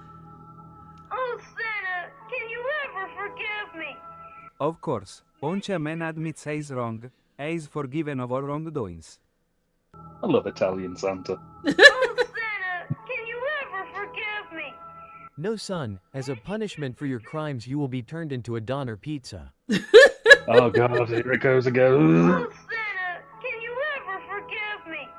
Every breath is pain and exhaustion. Please, kill me. Oh, Santa, can you ever forgive me? I haven't forgive Diddy. Why would I forgive you? Oh, Santa, can you ever forgive me? No, Bill Goldberg's Santa shows no mercy. Time to place your vote, fellow. You know what's funny with Crackle? I think you can only get it in a like the minis form. I'm not actually sure you can buy it in like a regular candy bar size. Really, it is better than a Nestle Crunch in my opinion. I quite like a Nestle Crunch. Yeah, it's got a different. I think it's the amount of like crackle or whatever the little popping things that's in there that makes it a little bit better. Yeah. It's decent. That I will say they have the edge of it. We don't have anything like that over here apart from the Nestle Crunch. No, fair. That's all right. Right, yeah, it is rice. You're right, Joe. Also, Joe says carob is Timu chocolate. Round 3. I mean, I'm not going to disagree, but That's not a toy. Mikey, no! Yay! I'm trying to figure out how that happened because she's holding it. Yes, it is. It is plugged in, but she's holding onto it. It's not like it got actually wet. Am I overthinking? One of the things you'll learn about the film Mikey is that electrical outlets in the bathroom seem to be like a challenge to this household. Oh, okay. Like 90% of the murders in Mikey happen in the bathroom, and it's because there's about 18 electrical outlets on every wall. That does make itself be a problem. Let's see. The Nature of Puffin stuff mustn't have been available for long, as my 3 copies come at the exact same Maxwell tape stock, and all 3 of my copies were printed in late August 1986. I've never seen a copy with differing tape stocks. You often got Verity with 80s tapes. Oh, interesting. You'll have to go down the rabbit hole and see what you can find, James. That's not a toy. Mikey, no! I want my $2. I'll just play Mikey in the chat. It's not a big group at complete. think you Shocking. should. Positively shocking. I Cheddar. understand that reference. That's not a toy. Yeah. Cheddar. Cheddar? Mikey, no! Mr. Science taught me about electricity, motherfucker. That's not a toy. Mikey, no! Shocking. Positively shocking. There we go again. Yeah. That's not a toy. Mikey, no! Oh no. I'm being electrocuted to death. This sucks so bad. Oh no. Got your favorite? Vote now. James, I'll be completely honest with you. One of the things that ruined VHS collecting as a hobby is Facebook groups, because Facebook somehow managed to proliferate the idea that if it's on videotape, you can add an extra 0 to the price. Really? Doesn't matter what it is. Yeah, like the amount of Facebook groups and pages that were like, oh, if you own this tape, it's worth £400,000. And rubbish like that. You end up in situations where people basically hoard tapes on high prices. They don't need to get rid of it. But... skills on this guy. Whoa, that's crazy. Mm. Shit. And you think about the... It totally... Go ahead. Oh no, I was going to say, it totally blew the bottom off the market, basically, because like it just made every tape like ridiculously expensive. Now you land on bargains occasionally, but that's about it, really. Right. I was gonna say on Marketplace. This first overhand speed stroke was also used by the early successful English Channel swimmers. Occasionally on Facebook Marketplace, you'll see somebody trying to sell like a box of VHS, and they're never terribly expensive, but it's like if you're trying to sell to a general audience, which is a good chunk of what Facebook is, you're gonna have a hard time like selling it, even if you don't put a lot of money on it. One of the best hauls I ever got was a huge box. I'm talking like a big Malort's box style, Menard's box style box, filled to the brim with tapes, and it was £5. Wow, was that the one where you like went through and like fixed a bunch of the tapes? Yeah. Kind of documented them. That's one of the first videos I ever saw of yours. Oh, well, thank you. Yeah. And it was downhill from there. Yeah. Well, the thing was, you let me into your theatre. That was your first mistake. I know. I need to come back at some point. It's been too long. Oh, I know. It's been way too long. Well, I still need to put together our Well, I have so many people I need to put together the PSAs. I'm going through a stretch of reviews, and then I'll get back to it. But let's see. James says, remember there was a time when idiots thought VHS or Disney tapes were valuable. To some extent, they did. It was the Black Diamond tapes. Yeah. Well, it's kind of like Beanie Babies, probably, yeah? Oh, yeah. This is the thing. What's going to happen is over the next sort of 20 years, that it'll keep going up in price, and then it'll kind of peak at a price where nobody really wants to pay that much. And then they'll just become worthless because all the people who are interested will die off, and it'll just become completely valueless. Like 78 records used to be insanely expensive. And now all the people who really want 78 records are dead. Speed stroke was also used by the early successful English Channel swimmers. Then they got cancelled and sunk in the water. Cheddar. This first overhand speed stroke See was what you're also doing used there. by the early successful English Channel swimmers. They left Britain because of Nigel Farage. I mean, it's one way to get out of the This country. first overhand speed stroke was I'd also be out of used there. by the early successful English Channel swimmers. And then later by the less successful Alaskan sheet ice swimmers. This first overhand speed stroke was also used by the early successful English Channel swimmers. Jaws, motherfucker. Yeah. This first overhand speed stroke was also used by the early successful English Channel swimmers. Yet the best speed stroke was the stroke that killed Margaret Thatcher. That couldn't have come quicker. Okay, that's This pretty first good. overhand speed stroke was also used by the early successful The only English grave in Channel England swimmers. full of Someone deaths. shat in the pool. Okay, we all had a good laugh. Now time to vote. Okay, and this is gonna make me sound incredibly naive, but until I went to England and actually heard people talk about Thatcher, I had no idea. Like, I thought that Thatcher was okay, but then maybe it's just like, I don't know if other people in the States had this same experience, but damn. In fairness, in the US, the news about Thatcher was largely that she was pals with Reagan. So like, it would not surprise me that you guys kind of got the message that she was an okay dude. Yeah. No, I agree. I mean, I'm sure there's a lot of people that think Nigel Farage is decent people because of the association with Trump. If you're into Trump. Yeah, almost certainly. Yeah. Almost certainly. But yeah, no, there was a queue. Okay, riffers. to piss on her grave from Scotland to London. It was quite a miraculous thing. That's awesome. And throw away your trash. What the fuck? It's like a half-eaten sandwich. Enter your riff. Let's see here. James has I suppose that's one thing we do have a lot to look forward to. Sorry. No, go There ahead. you Go ahead. Good. Oh no, I was going to say there's one thing we do have to look forward to. There are a lot of bastards in the world, but they're all very old. And I'm not wishing death on anybody, but we could find ourselves in kind of a bizarro 2016 scenario where just a string of bastards all die off in the space of a year.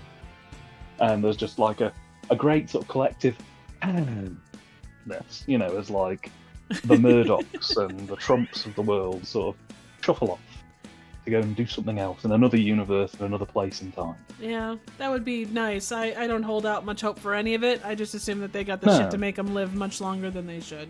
Although the Bastarding 8-Ball did predict things, so we're going to leave it at that. I was just reading chat, so James says, The Keep is a fairly expensive on tape, but it was film trapped in a VHS for a while. I got my copy for £15 and the seller had looked after it. It plays perfectly. Let's see. Stefano says, even though it's an incomplete film, I'm still impressed by The Keep. James says, the thing is, although Disney tapes were only on sale for a short time, they sold really fucking well. Yeah, I mean, back in the day, the only place you could find them, obviously, was on, tape or DVD or whatever, so... Joe says, Jesus, Dan, you just made a mess in my shorts. Every time I think about Thatcher being dead, I get a mess in my shorts too. Oh, there we go again. Steak and potatoes. Okay, well, for Joe as well as for you, what angle is your desk at right now?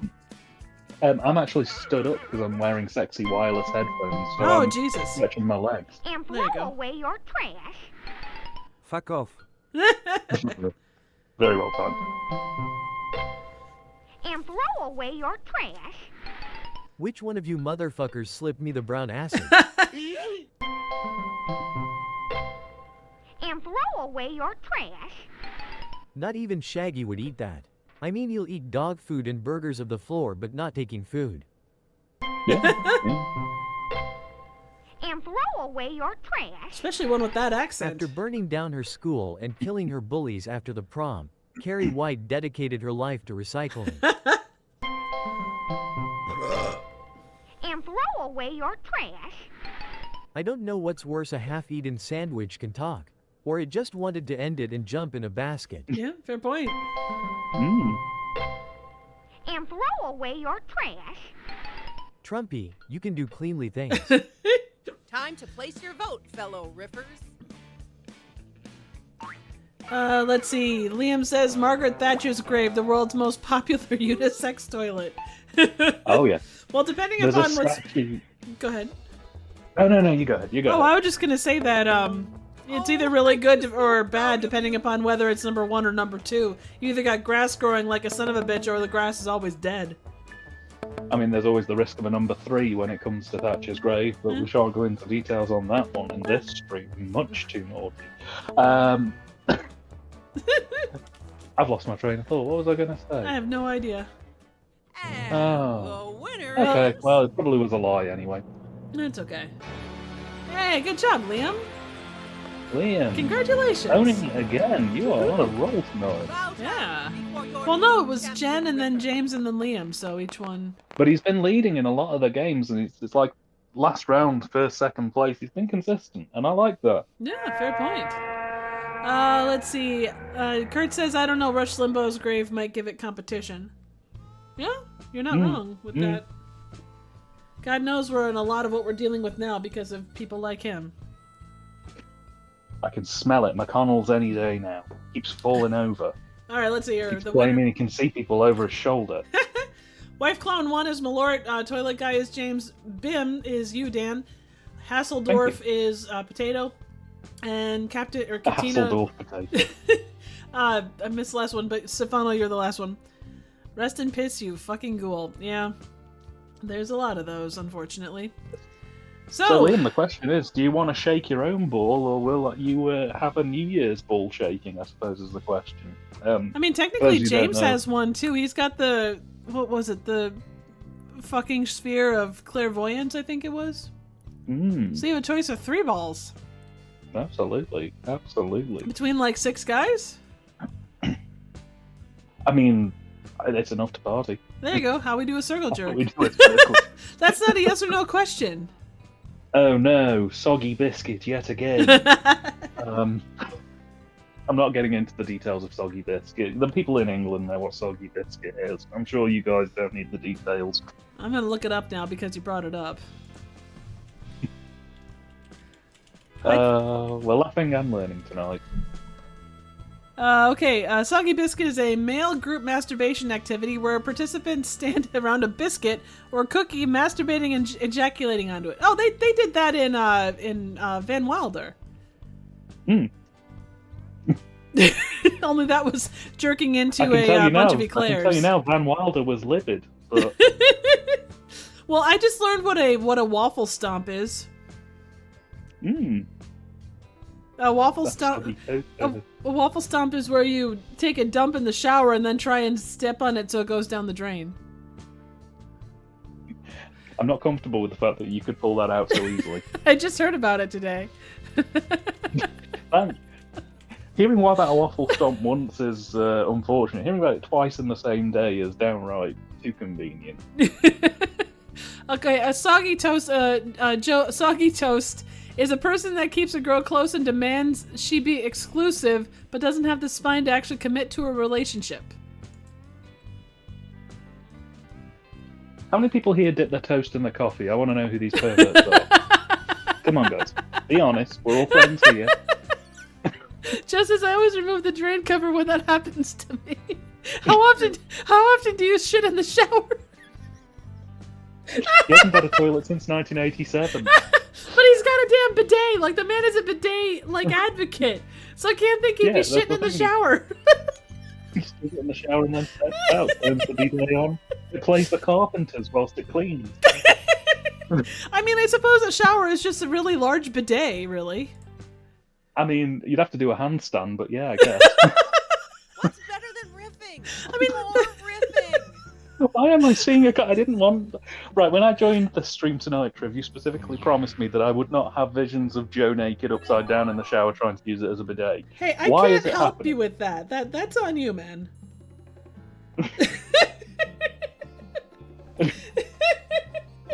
The thing is, he keeps the hat on. I don't know how, but he's upside down with the hat on. That is quite a talent. Joe, how do you keep the hat on? For a second, I thought Groucho Marx had walked in. Let's just say no matter how long I spend on the toilet, sometimes I get the shower too early. No, that's fair. That it's an easy thing to have happen. Man, I tell you, this stream has gone from like dark humor around death to shitting in the shower. The thing is, I don't know what. When I say Groucho Marx walked in, I don't know which side is the cigar.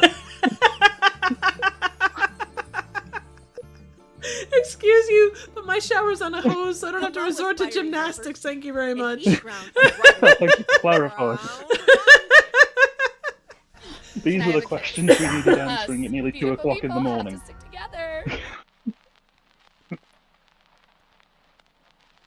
Time to bring the funny. Enter your riff So Liam asked the question, will the rest of his time in uni be satisfying? I'm going to shake my balls for you. Coursework chaos. The short film success. Joe naked in the shower. Chances aren't good. I'm sorry, Liam. You're going to have a really bad time this year. Maybe invest in Bitcoin or something. That seems to be doing what all the kids are doing these days. Joe it's says... called the bastarding 8 ball for a reason.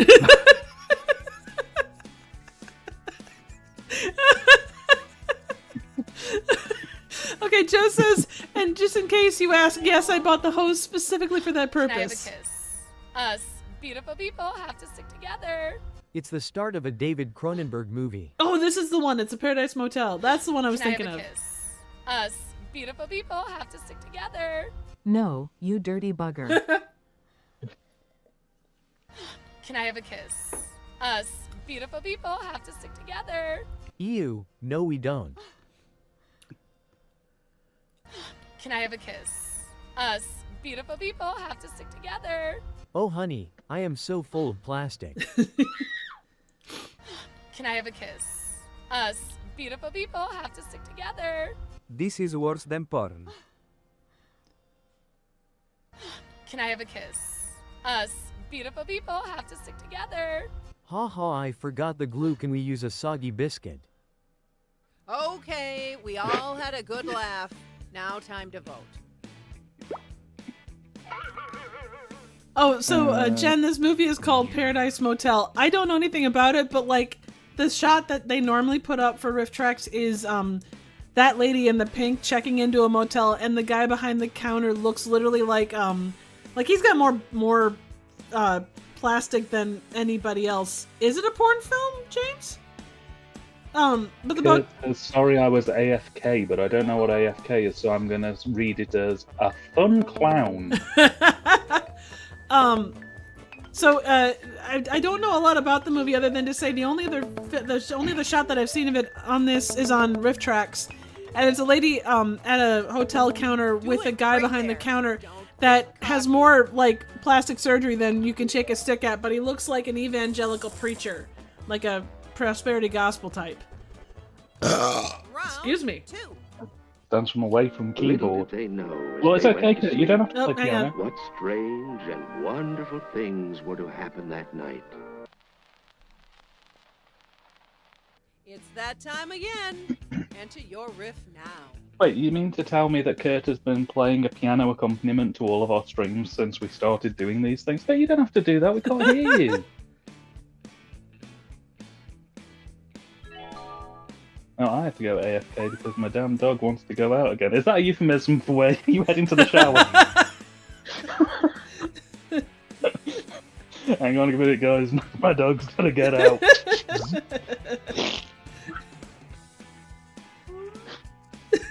Oh, yeah, I'm using a bidet in here. But seriously, have a nice time.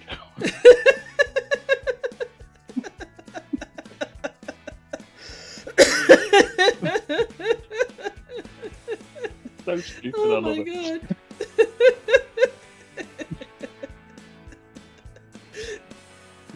We're so fucking weird, man. I love it, but we're just so freaking weird.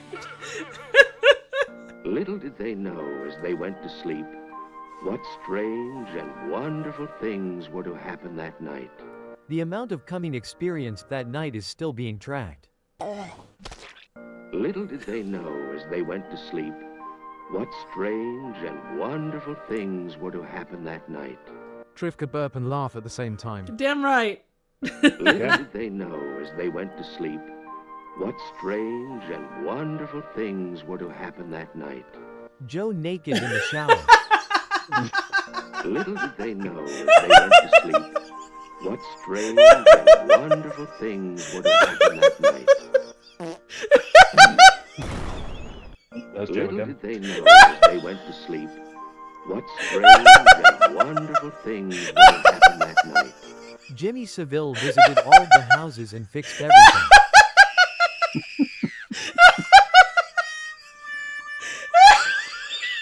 Little did they know as they went to sleep what strange and wonderful things were to happen that night. Santa Bated was on AKS with Vivi Stefanica. She gone, go. She ain't coming back. She ain't coming back.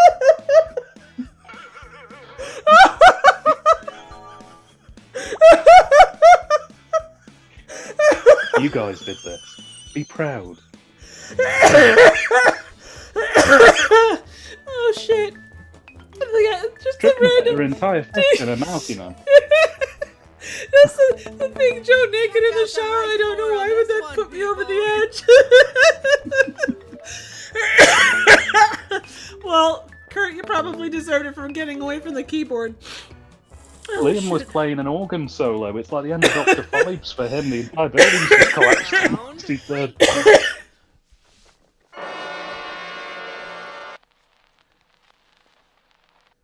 showtime, Mama Jama. Enter your riff now. Oh, Mac's in. Hey, Mac, how's it going? Hey, how's it going, man? You missed I all hope the you're best parts. We were talking about bowel movements and dead people. It's been great.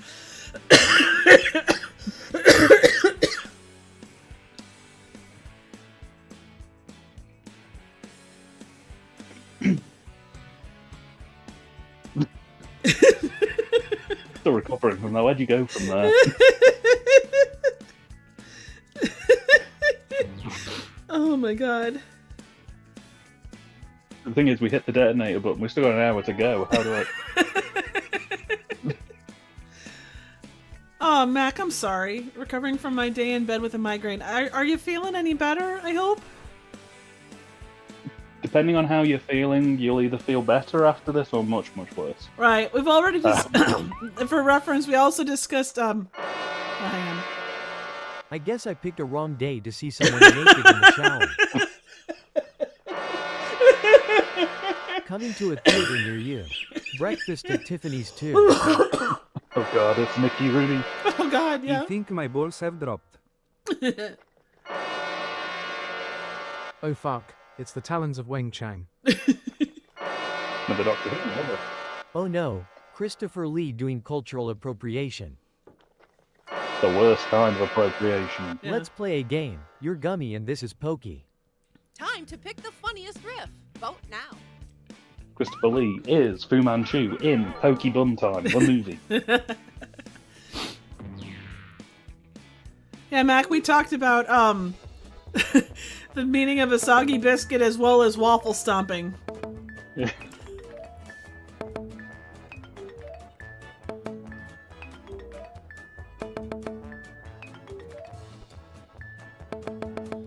Simply Nice job, Jen. Mmm.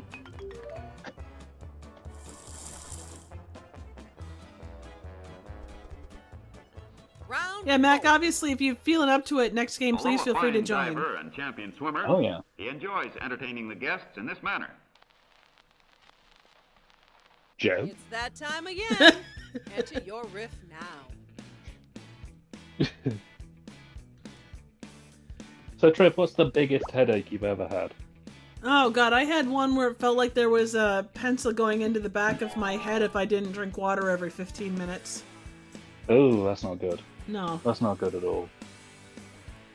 Joe says, did I miss anything funny whilst I was AFK? Well, I still don't entirely know what AFK is. I'm assuming it's around funny comedians. Joe was out with comedians having a bit of fun.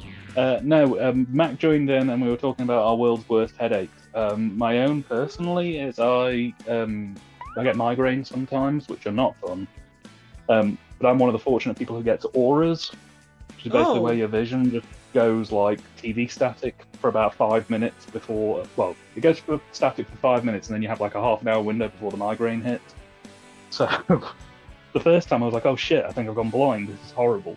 Second time I knew what it was and I was like, oh, right, I better go and get myself prepped, because once it hits, I'm basically out of action. I had a migraine that lasted 2 days once, that was not fun. Although a fine diver and champion swimmer, he enjoys entertaining the guests in this manner. Guy. Although a fine diver and champion swimmer, he enjoys entertaining the guests in this manner. Joe gets a shower. Tonight on Trivial Theater. Although a fine diver and champion swimmer, he enjoys entertaining the guests in this manner. For example, he can do a handstand naked in the shower. Although a fine diver and champion swimmer, he enjoys entertaining the guests in this manner. Although a fine diver and champion swimmer, he enjoys entertaining the guests in this manner. What kind of jump is that?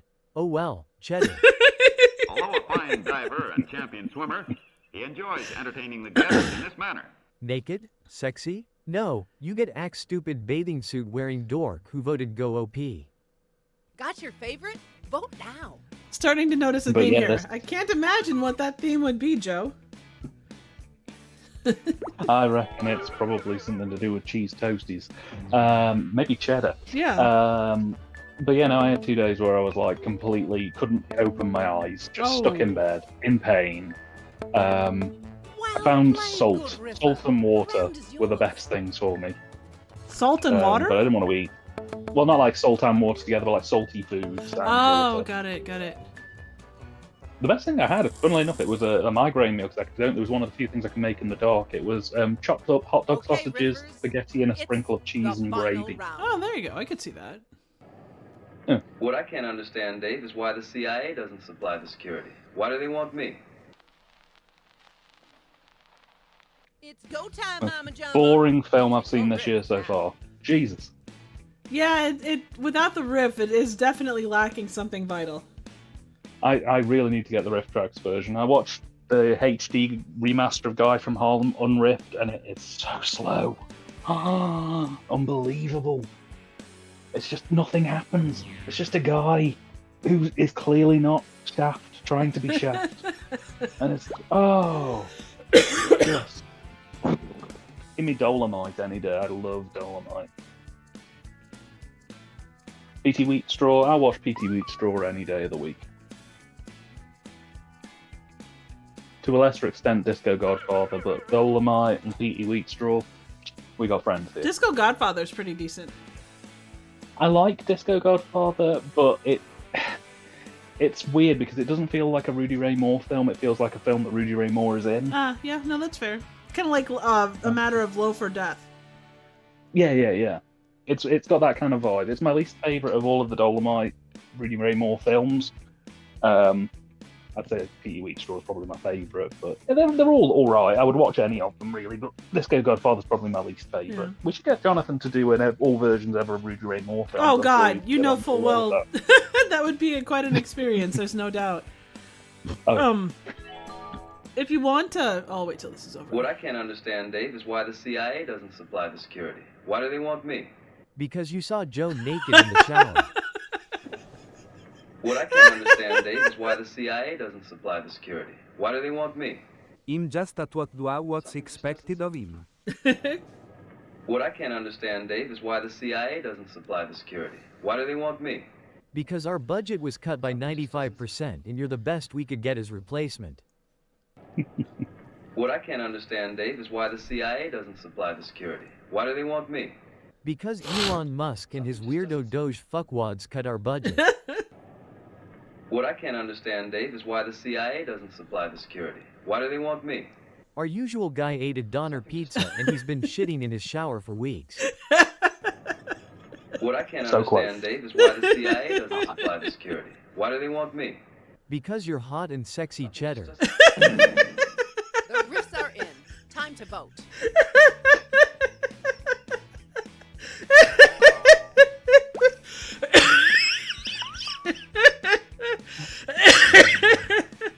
The reference, and my favourite Dolomite soundtrack cue from all of the Dolomite films is the music to Hamburger Pimp. There's just something about the music to Hamburger Pimp that just resonates perfectly with me. Oh, I can bet. Yeah. You were saying, by the way. I was gonna say that I actually have Dolomite or Guy from Harlem. If you want a copy of it. I absolutely wouldn't say no. Okay. Yeah, remind me That's after the stream. Remind me after the stream, and I'll get it for you. That could even be something to show in the server. Yeah, certainly. Get it up there. Just I'll probably be around tomorrow or Monday or any time in the week. Really, just give us a time and we'll congregate. Yeah, same here. I'm thinking Mac is agreeing with the thing of Hamburger Pimp. First Dolomite was fun, but I haven't seen any other Rudy Ray Moore films. Look at you! I bet you had a good breakfast. Oh my God! Good job, James and Liam. Holy crap! Cleaning up. No doubt. And the winner is... Hey, good job, Kurt! Congratulations! Nailed it. We haven't had any repeat winners. Thanks to everyone who played. It's good. We've got a good diverse night going on. Hey Dan, do you mind holding down the keyboard for a second? I'll be right back. No trouble. Actually, let me start a new game. Well, yeah, I'll run real quick. I'll be back in like 2 minutes. Yeah, no. Right, guys. While she's gone, here's what I need you guys to do. I need you to refer to Trev as Fluffy at every opportunity you get. Just like start all your sentences with "Hey Fluffy" and then what you actually want to say. Don't tell her that I've told you this. I'm a nice guy. I don't want to hurt no feelings. But hey, this is just a little conversation between you and me. We're just together in a little corner. I'm just laying down a little side joke. We'll get some stuff later. She's Fluffy for the rest of the stream. Okay, we got this. Cool. Liam, the first Dolomite is fun, but I haven't seen any of the other Rudy Ray Moore films. Man, you've got to check out P.T. Wheatstraw. It's my favourite Rudy Ray Moore film. It's the film where he kind of gets it for the first time. Dolomite's good, but it's a little inconsistent. The Human Tornado is more consistent, but a little less funny, in my opinion. P.T. Wheatstraw is the Three Bears of this situation.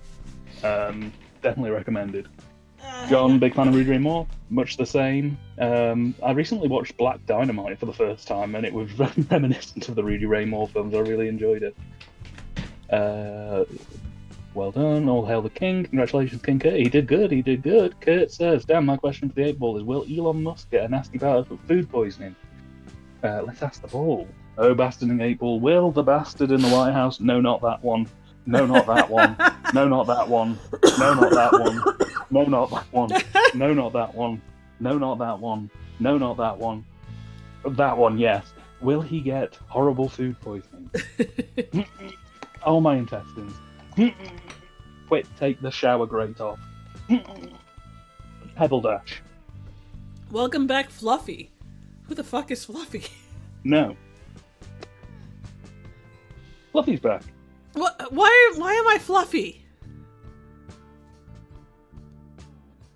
You need to take some cough medicine. There's a bit of a cough you got going there, Trevor. I hope you're feeling okay. I'm fine, yeah. Fluffy needs to... Okay, cool. Well, I wish you all waffle stomping in the shower then. Fluffy saw Joe naked in the shower. Is that true? Well, hello, Kurt WK. Hope you're doing well. Welcome to the stream. Feel free to Welcome. join us in our next... at the shitting in the shower stage of the stream. Bit of an interesting intro, but here we go. Well, way to freak him out. Pay no attention. We talk all kinds of weird things. Fluffy hasn't gone blind, so probably not. Well, I hope not. But why am I Fluffy now all of a sudden? Fluffy, you know why you're called. No, I don't. Is it like who's the guy? Gabriel Iglesias? Like he's not fat, he's fluffy. Fluffy, we'll find out later on in the stream. Jesus Christ. Okay. No, I didn't say anything. Weird things. That's why I'm here. Well, welcome. Enjoy your time. Go ahead and jump on.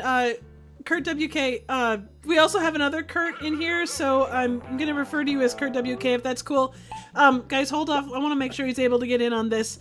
If you want to join us, it's rifftrax.games. Feel free to jump in if you like. If you're interested in just Dynamite, I sell drugs to the community. if you're not interested in joining this game and just seeing how we play, you're most certainly welcome to sit this one out and just do either an audience membership or if you want to join in, feel free. Yeah, absolutely. To be honest, there's two things I need to check out. I need to watch the Black Dynamite animated series, which was Adult Swim. I also need to check out the Boondock Saints, because I have been seeing so many clips of that on TikTok, and it really resonates with me as just being this really funny, dry thing. That, and also quite a few cast members from Chris Guest films make cameos in it somehow, which is fabulous. The guy who did Spinal Tap and Best in Show and all that kind of stuff. Oh, was that him? That's the kind of humor. Yeah, Chris Guest. Oh, that's awesome. Yeah. He did Spinal Tap, Best in Show, Waiting for Guffman, A Mighty Wind, which is basically Spinal Tap but with country and folk music. Nice. Just brilliant. Definitely recommended. If you've not seen any of those, go check them out. I've seen a few of the Boondocks, but I haven't seen anything. I've not seen most beyond that. Kurt WK, if you're interested in joining, feel free to join here in the next minute or so. Otherwise, I'm going to have someone else join, and then you can be either an audience member or join the next game round if you're so inclined. I think it's your turn, Dan, if you want to join this one. It is indeed. I will give it another 30-odd seconds just in case anybody else wants to jump in, and then I'll get in there. Absolutely. Dan, do you collect other things besides tapes like action figures? So I do all the various sort of formats of media, so videotapes, DVDs, Blu-rays, 4K discs, records. I've got a stream I did a couple of months ago where I went through all my record collection. I collect vinyls, things like that. Dan, go ahead and jump in game. if you are so inclined. Yeah. I video game. I have a Nintendo Switch. I play, multiplayer games and stuff like that online sometimes. Pokemon Go is another big one. But... Hello, aspiring riffers. In each round of writer riff mode. Oh, rock on, Kurt, WK. No worries. If you want to join, feel free. We want to make sure that you're able to play if you are so interested. Why don't you just tell Nancy and Jimmy who you are? No. Oh my God. It's better that they think I am dead. Why is that Elon Musk's face, guys? Time to bring the funny. Enter your riff now. Let's see. I was looking up some stuff earlier today and learned that that only Michael McKean was the only surviving member of the cast of Laverne and Shirley. Oh my God, that's nuts. I guess, it's one of those things where it doesn't seem like it's that long, but then it turns out it's actually that long. That's Squiggy. I don't know. Oh, Letty. Well, is that Laverne and Shirley specifically, though? Good point. Good point. Let me look it up. One of my favourite blaxploitation films, while we're on the subject of Black Why Dynamite don't you and just tell Dolomite. Nancy and Jimmy who you are? I'll tell you in a moment. No. Squiggy died in 2020. Oh my God, what's wrong with your face? Murphy, why don't you just tell Nancy and Jimmy who you are? No. It's better that they think I am dead. Because I am Chatter. Murphy, why don't you just tell Nancy and Jimmy who you are? No. It's better that they think I am dead. RoboCop, the ketamine years. Oh my God. Murphy, why don't you just tell Nancy and Jimmy who you are? No. It's better that they think I am dead. I mean, I'm Elon Musk, for fuck's sake. Murphy, why don't you just tell Nancy and Jimmy who you are? No. It's better that they think I am dead. Sponsored by Joe shitting in the shower. Murphy, why don't you just tell Nancy and Jimmy who you are? No. It's better that they think I am dead. Let's face it, I'm a fucking ask. Yeah. Got a favorite riff? Vote now. Let's see. Joe says, yeah, David Lander's been dead for a while. He also says, watch Bride of Frankenstein again today, and I can't figure out why so many people think it's a best classic Universal horror film. I don't know. It's up there.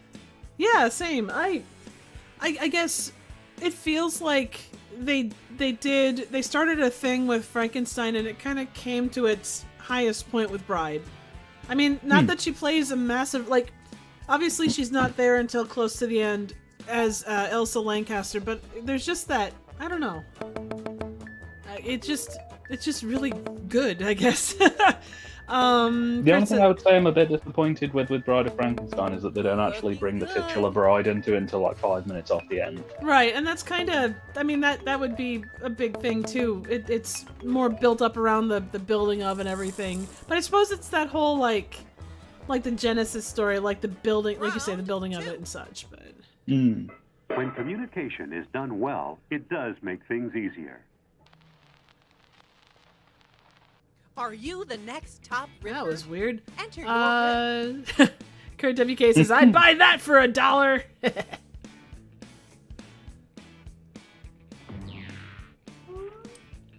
What's the worst Universal monster movie? That is a good question. Are we talking like for the the sake original? of argument, Are we I going? was just about to say, oh, for yeah. the sake of argument, because I know that you're a big disliker of Tom Cruise's Mummy. Oh, We'll God. take him out of the equation. Well, just to make are it we easier for talking you. original Universal, like the 30s and 40s? Yeah. We'll go from the start of the Universal monsters up to, I think, was it the Communication mid-50s is they done finished? well, I think it so, does yeah. make things easier. Sometimes, poor communication kills, literally. When communication is done well, it does make things easier. Isn't that right, Fluffy?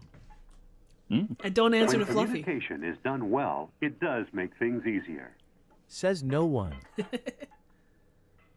When communication is done well, it does make things easier.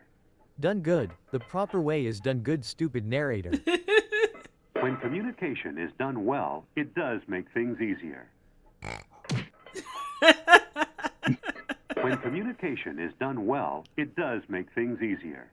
What was that? I can't hear you. This is Gordon Cole. Okay. Kurt WK says, but violence is always easier. You're not wrong in that respect. Let's see. So we're talking the worst. I don't know.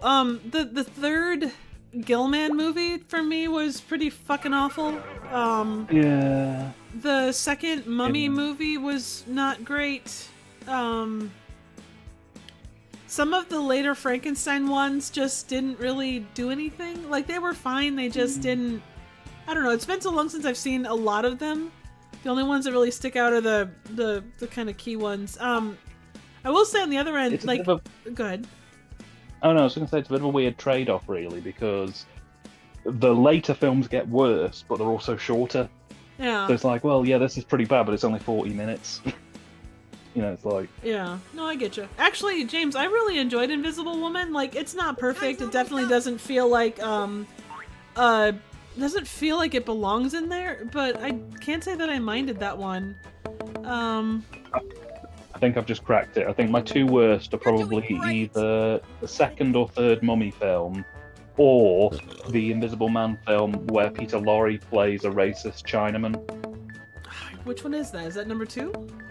I think it's Invisible Agent. It's the one where it's full of Nazis and someone else mentioned people in that yellow too. face. Who else mentioned that? Round 3. Kurt said Invisible Agent. You love me, don't you? Say you love me, Santa. You've seen the clip? Now enter your riff. Let's see. Kurt says Invisible Agent. James says Mummy's Curse. Jen says the Swamp Monster. Let's see. Liam says I've only seen 2 Universal horror movies, and they were Frankenstein and the Murders of the Rue Morgue. Joe says gonna be a joke about me shitting in the sink. James says pretty much all the Mummy movies are shit. Mummy's Hand is fun. James says The Invisible Woman. I lost it here. The Invisible Woman was complete dog poo. It's full on comedy and not funny in the slightest. Jen says my favorite monster movie is Wolfman. Liam says it amuses me that Murders of the Rue Morgue kept cutting to real chimpanzees to a bloke in a gorilla suit. James says Werewolf of London is fucking boring. Wolfman is a million times better. I don't think it was associated. It might have been Hammer. There was the Mummy movie where like the lady like finds, or there was a guy that had like a temple to like one of the queens of Egypt, and the more the one lady died, the other one came back to life. Like she started to bleed, and it was really super bright and colorful. And she wore like a big necklace piece that basically covered her boobs, otherwise she didn't have anything on her top. That sounds like the Hammer Mummy sequel. That's what I'm thinking, but I can't remember what it is. You're It's going cursed into the Mummy incinerator, my good lad. I'll look it up. Ho, ho. Santa Claus, you love me, don't you? Say you love me, Santa. Kid, I'm not allowed within 500 feet of you.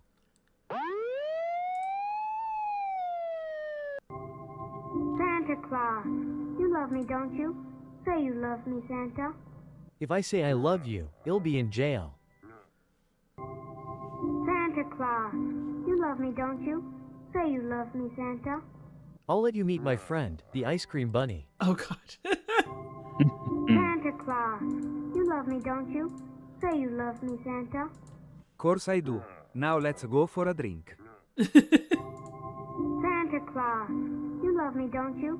Say you love me, Santa. I'm going to give you to creepy live-action Winnie the Pooh who sings about private parts. Time to place your vote, fellow riffers.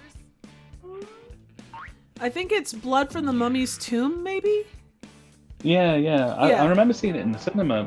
We have a local film house, and they did a Hammer season where they played that, The Quatermass Experiment, and The Devil Rides Out. Yeah, it is the last. It's the number 4 in the Hammer series. Let's see. I like your jackboot, Santa. Kurt WK says. James says, I didn't care much for Dracula's Daughter, but I should probably watch it again. Liam says, one of the Blu-rays I got as a giveaway from Hammer is Blood from the Mummy's Tomb. That's a Hammer movie that doesn't really interest me, but that one sounds bonkers. Yeah, that one is, I think that's the one that I was referencing. It is crazy for the kind of movie it is. It's not really connected to anything else. Yeah, from what I've heard, the first Hammer Mummy is more or less a remake of The Mummy's Hand. Yeah, it totally is. Let's see. What else did I miss? House of Frankenstein and House of Dracula are pretty bad as well. Yeah, those later sequels of the Universal movies are kind of eh. Come on. Okay. Take a deep breath and enter your riff. Underrated Universal monster films, and one that I always feel gets overshadowed. I quite enjoyed Son of Frankenstein. What one was that? Like, that was the one that was set more towards the modern day kind of. I think it was around wartime. Okay. And it's one of the descendants of Frankenstein going back to the castle. It's the one where, spoilers for like a 90-year-old movie, the one that ends with Frankenstein falling into the tar pit. Oh yeah.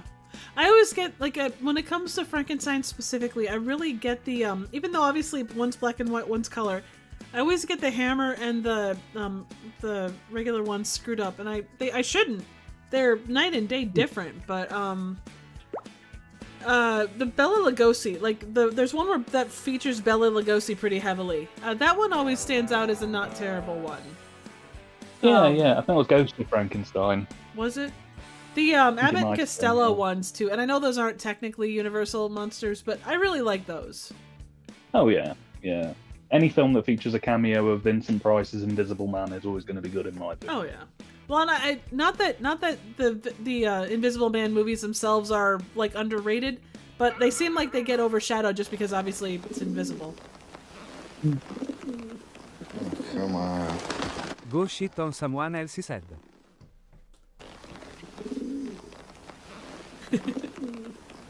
Come on. Pigeons in flight. I want to see you tonight. Oh, I want to hold you if I may be so bold to and tell you some things that you'd like. Always love a bit of John Shuttleworth. Come on. Rutger has to wait to wash that pigeon shit off of his head. Joe's in the shower.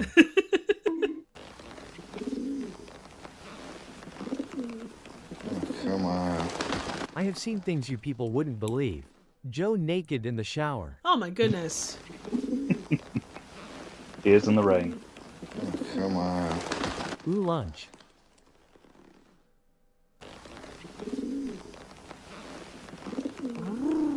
Come on. Dan, can you understand what the pigeons are saying? Yeah, they're saying... Here we go again. Time to vote. I can't even say what they're saying. Oh my god. Let's see. Get you demonetized. Well, you know. I'm not monetized to start with. I literally watched Dark Corner's Universal Monster essays over the past couple of days. Now, those are fantastic. Dark Corners does an awesome job with, like, all of their reviews. Liam says Curse of Frankenstein and Revenge of Frankenstein are both good. I haven't seen any others. Stefano says that's Rutger Hauer. Damn. Liam says... Rutger Hauer. Yeah. I like how Revenge of Frankenstein plays out like a tragedy. Yeah, that's a good chunk of them. James says the Claude Rains version of Phantom is bizarre. It's overly produced, melodramatic. I mean, it's in color. Lon Chaney 1 is better. The final round. You know, a lesser man would feel put out by all these mentions. We can't let that kid hang. Oh my god. Okay. Take a deep breath. Let's see. Joe says, like, you know, a lesser man would feel put out by all these mentions. Luckily, there's too much of me to ever consider to be lesser. Joe, you have an incredible sense of humor, and we love you dearly for it. So we wouldn't do it if we didn't love you, especially in the shower. James says, yeah, the Dark Corners videos are great. Jen says, Bella buried here in Hollywood in his cape. Yeah, that's crazy. I mean, that's the thing he was known for, but the fact that he was never able to move beyond it, or the fact that he was always cornered with that, is both triumph and tragedy, I guess. Joe supports Dark Corners on Patreon. Yeah, they're fantastic. Like it's just a good, solid channel. They don't make anything dramatic. They just tell a good story about whatever movie they're talking about. Oh yeah, 100%. That was one of the early channels that I really enjoyed. Bella Lugosi's brother, Shemp Lugosi. I was trying to bite him. What are you trying to bite him for? It's hungry. We can't let that kid hang. Quick, get me a Donner pizza. Remove the shower grate and get me my ass cigar. I've got to see Jack.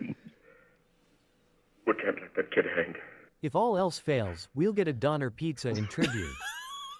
I've got to see Jack. Take a shot every time a Donner pizza is mentioned. That kid hang. My hand has a cramp.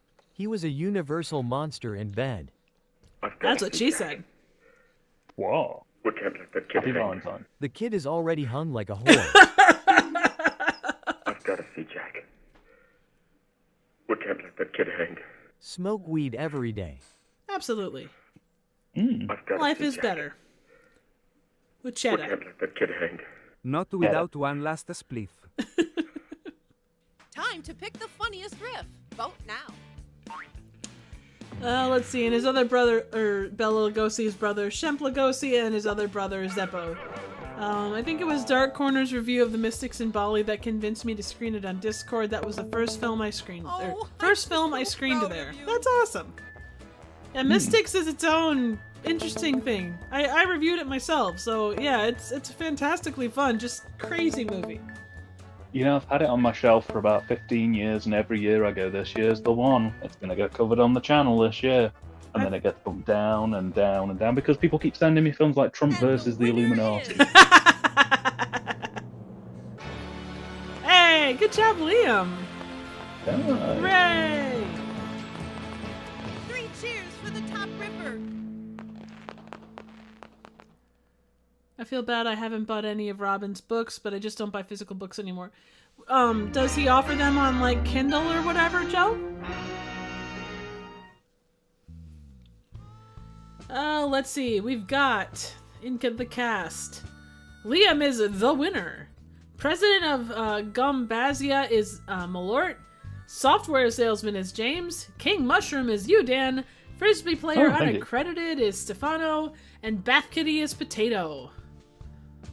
Nice. Well, Liam, you're on a roll tonight. You get a second question for the Bastarding 8 Ball. The ball knows all, ask away. It's a yes or no question. You can ask the same question again if you like. The ball may have mercy on you. But Absolutely. It's entirely up to you. Absolutely. Kurt, WK, if you'd like to join us in a game, please feel free. Otherwise, we will move on to the next game. Oh, I feel bad. I was going to say, Trev, as well, I got wireless headphones on, so I'm going to wander to go grab a quick drink. I'm taking you guys with me on this journey. You're going to be in the kitchen live, but I will be away from my computer for a couple of minutes. How dare you? Are you going to be okay for power? Being that we're going on about 2 hours? Okay, cool. All right, let's switch over. Another couple of games. Okay. Let's switch over to the next game. Put out the wiener wraps and snacks. It's time VATY is the code in question, and the code in question is VATY. You ain't got no alibi, you ugly. That's damn right. Well, I mean, Joe, it's not something you'd probably think of offhandedly. It's if you want to go check it out and see if they offer them, awesome. Otherwise, I mean, you support them on Patreon. That in itself is a huge support, I'm sure. Not everybody can do that, you know? No, so I wouldn't feel bad about it. You do what you can. This will probably. Stefano says this will probably be my last round. I have a headache. I can feel the rooms being spin. Yeah, Stefano, take care of you first. If you will, we can get the game rolling here. We've got one more spot if someone else wants to join. I'll give it another 30 seconds, and if we need to go with 5 this round, we can certainly go that route.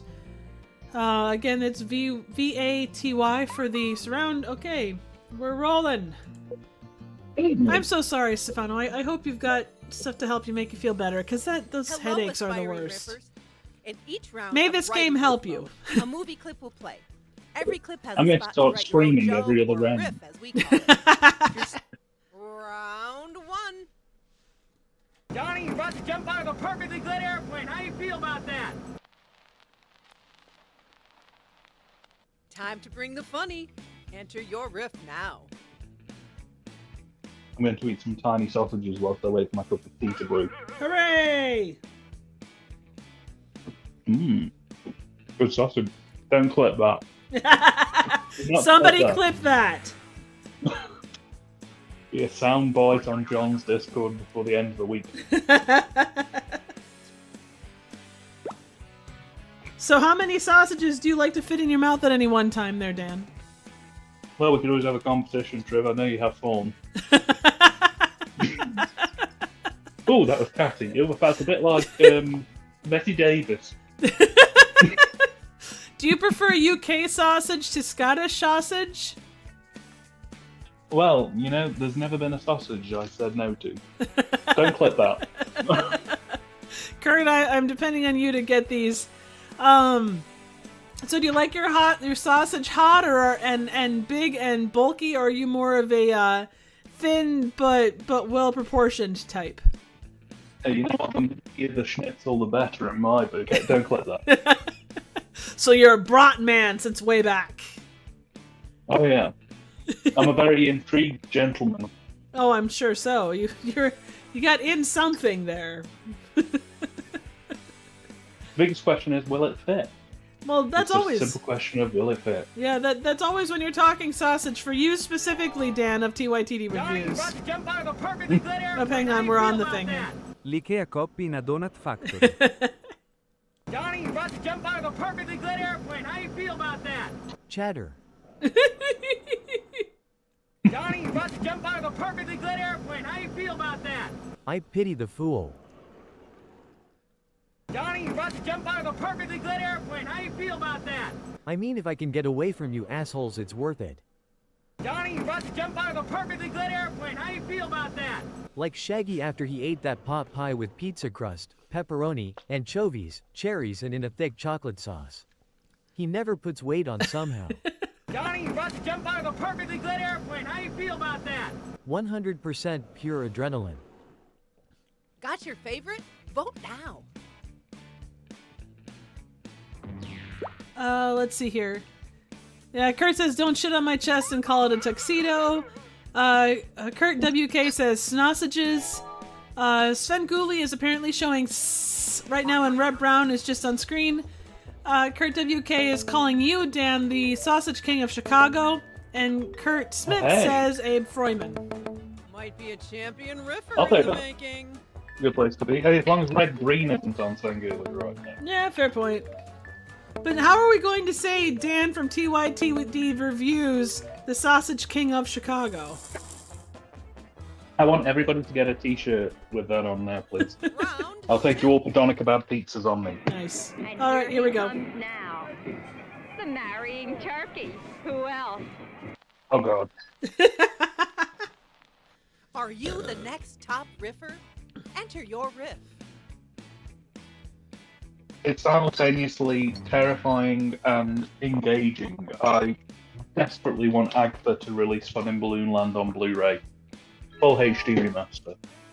But I know that putting it on will simply melt my brain.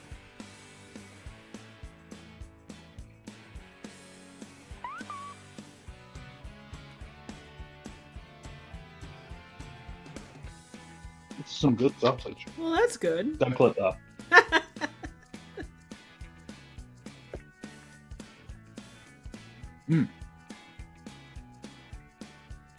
I'll put a few in the next parcel I send your way, Trev. Oh, thanks.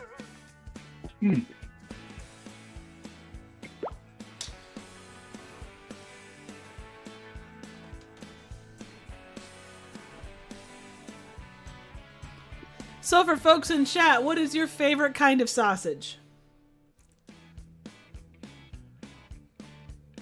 I'm personally quite a large fan of And here he comes now. The marrying turkey. Who else? Trump? And here he comes now. The marrying turkey. Who else? Get the axe. And here he comes now. The marrying turkey. Who else? Gobble gobble. And here he comes now. The marrying turkey. Who else? Another ingredient for the Donner pizza. And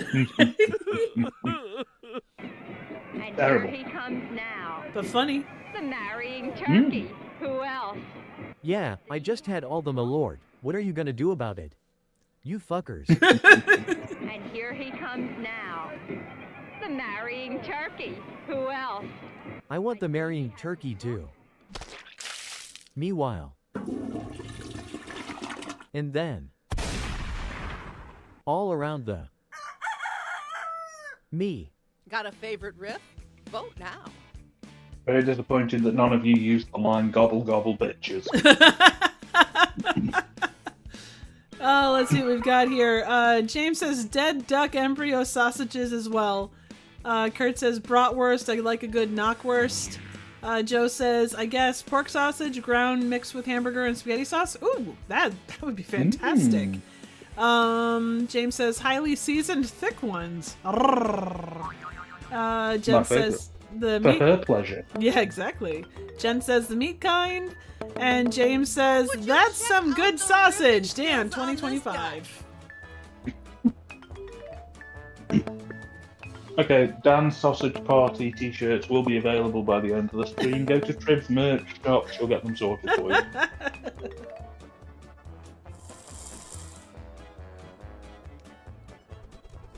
you. Round 3. I'm putting my sausage away for now. I was gonna say, how are those going down? What did you do to me? What have you done, you witch? It's go time, Mama Jama. Enter your riff now. I've had my fill of sausage now. Are you sure? Well, I also do have a delightful bag of Betty Jane's all gremlin double dips Ooh, that's right. in front of me as well. So I've got to get a little dessert in here with some savoury sausage delight. Nice. So I'm going to grab myself a gremlin there in here as well. If you guys haven't tried Betty Jane's, you need to pick that. I'm not saying it's a life-changing experience, but I go weak at the knees every time I eat one. Aw. That's a big bag, too. You must go weak at the knees a lot. Oh, 100%. What did you do to me? What have you done, you witch? I can't bear it. What did you do to me? What have you done, you witch? You've turned me into fucking Carl the Stunner. What did you do to me? What have you done, you witch? The sex was good, but it wasn't worth this. What did you do to me? What have you done, you witch? Not the strangest thing to have happened to Klaus Kinski. No, I wouldn't doubt it. What did you do to me? What have you done, you witch? Communism in action, my friends. What did you do to me? What have you done, you witch? The truth about masturbation. The riffs are in. Time to vote.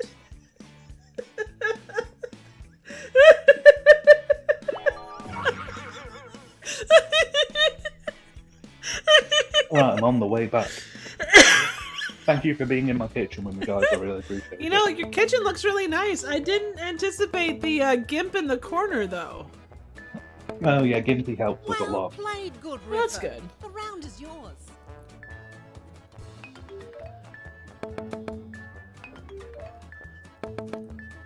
Let's see. Kurt says, I also like a good Italian sausage, too. I put some stuff of the stuffing I make for Thanksgiving, and it's good eating. And upon my signal, the poisonous cloud will be released. That will be my message to the world. It's that time again. Enter your riff now.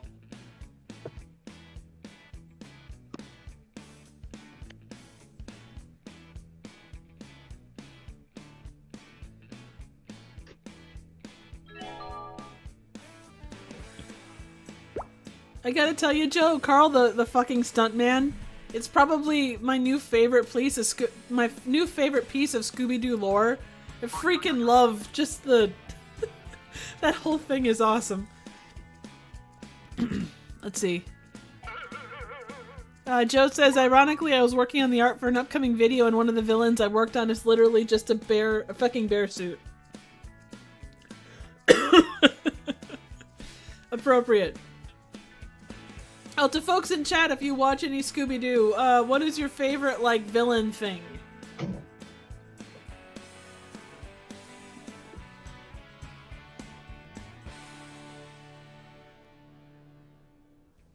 Watching that, James says, watching that actual episode last night was an experience. Oh, I can bet. You're dealing I must have missed something. What was that about?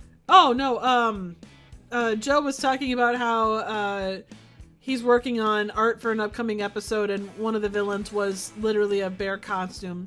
And then I mentioned how Carl the fucking stuntman, which is one of Joe's kind of like, things, Yes. And upon my signal, the poisonous cloud will be released. That will be my message to the world. And we will name the Gulf of Mexico to the Gulf of Waffles. Hooray! And upon my signal, the poisonous cloud will be released.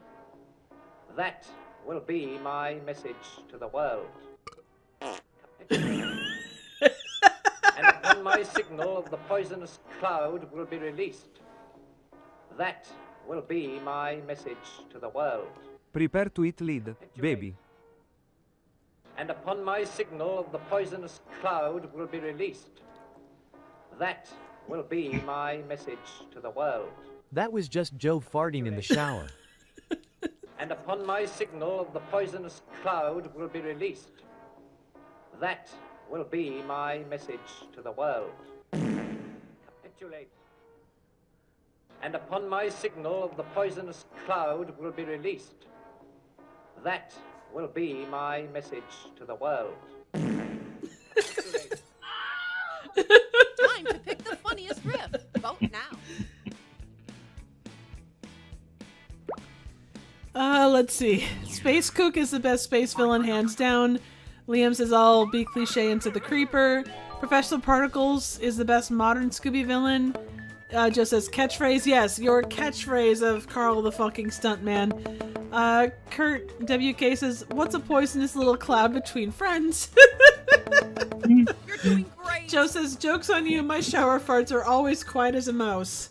I mean, maybe to you, we don't know what everybody else thinks of your clouds, you know? Yeah, I don't know if we're actually asking this question for Joe. What do you make of a pup named Scooby-Doo? The final round. Hey, he ain't no paper man. Why don't you know him? That's Hot Fingers Friday. Boy, he really swings out hot with a message jive. You want to dance? Do it. You've seen the clip? Now enter your riff. Because I know they went through a real spate of doing like, yeah, I thought so. I was going to say, I know they went through a spate of doing baby versions of like mainline shows. I could imagine a pup named Scooby-Doo would not be in your top 5, put it that way. It's like the Flintstone kids. It's like, ugh. I don't know, the theme tune's kind of catchy though for a pup named Scooby-Doo. I mean, I like the theme tune to Pup Named Scooby-Doo more than the Muppet Babies theme tune. I really like a pup named Scooby-Doo.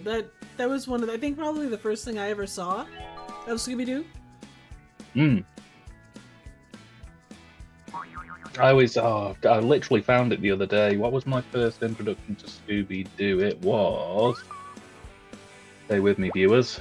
I saved it in my likes because I was like, oh, that theme tune is so catchy. Oh, it is. And Joe is in the opening titles. It is the new Scooby-Doo Mysteries.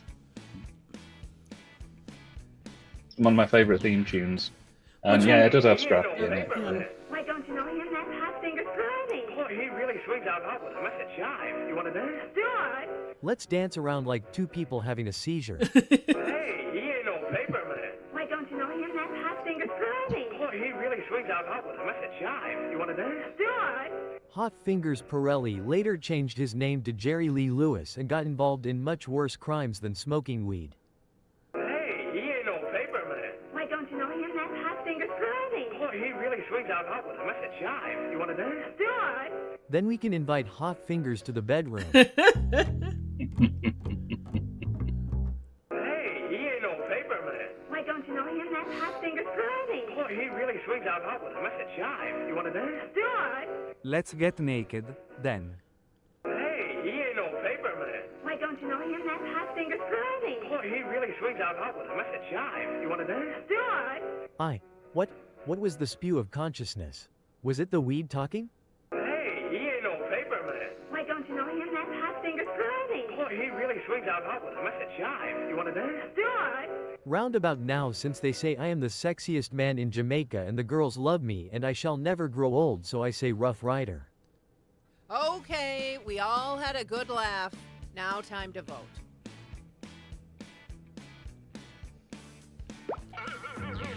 Let's see. So which one was, Dan, the one that you mentioned? What was going on with that one? Was it the one where no, I'm thinking the 13 Ghosts of Scooby-Doo. Yes, that was the one with Vincent Price. Yeah. Which is another really good one I like.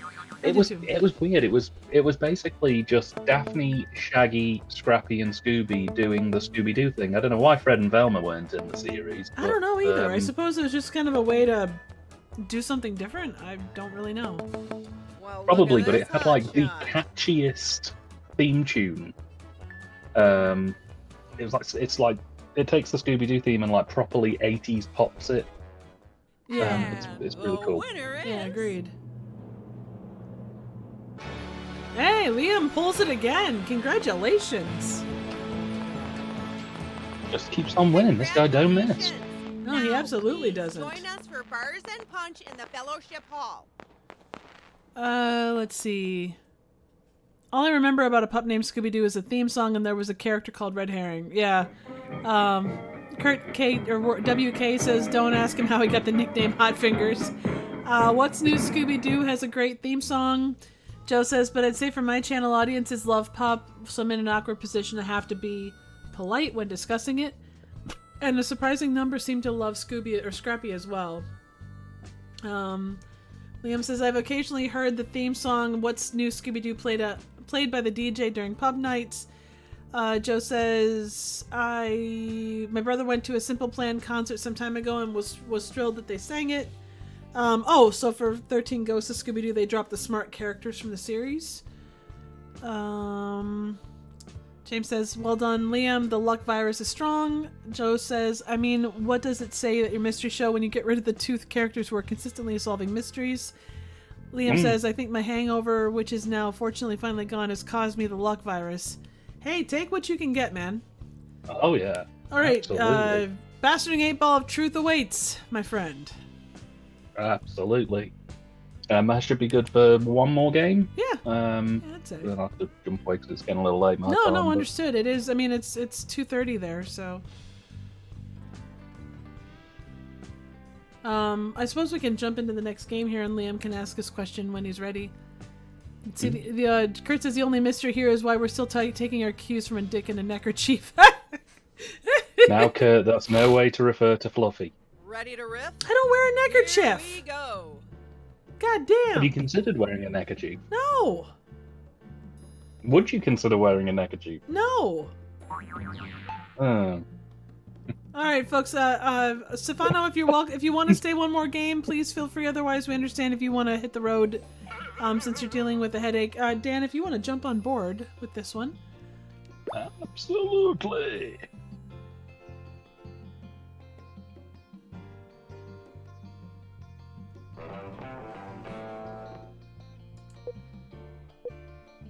All right.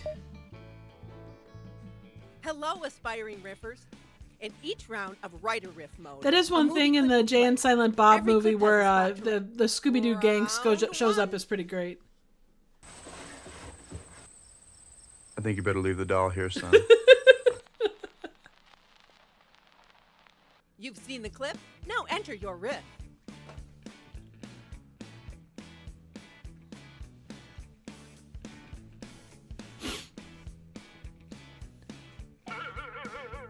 So of all the characters that have graced the Scooby-Doo universe, what's your favorite character?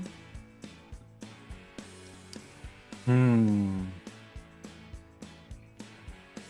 suppose you could use ones like Vincent Price as well, since he shows up. That's pretty good. I'm going to go with the Harlem Globetrotters. Ah, fair point. Oh, Kurt says Scrappy Doo. Joe, do not kill our man here. I think you better leave the doll here, son. It got thrown out of the back window of Ann Summers. I think you better leave the doll here, son. We need to leave it for Rich Evans. I think you better leave the doll here, son. But Dad, he has a realistic vibrating anus. I think you better leave the doll here, son. Okay, are you going to blow me then? I think you better leave the doll here, son. Why? It's Kim Cattrall. I think you better leave the doll here, son. It's not Mine, it's Rimmers. Nice. Time to place your vote, fellow riffers. Let's see. Joe says, "Be cool, Scooby-Doo version of Daphne." Was she the one that was slightly more intelligent? Or am I thinking the wrong one? Liam says, "I'm waiting for the Creating Rem Lazar Rockwood." Stefano says, "I see a mannequin reference there." Just one. Doing great there. Don't get cocky. That's right, Dan. Don't get khaki. Fluffy, I try my best. I really do. Yeah. James says, "Oh, damn it, I should have made a Terror the Android joke." Joe says, "No, he's Be Cool, Daphne was out of her fucking mind. She was comic relief." Oh, right. A bump on the nose really smarts. Okay. Take a deep breath and enter your riff.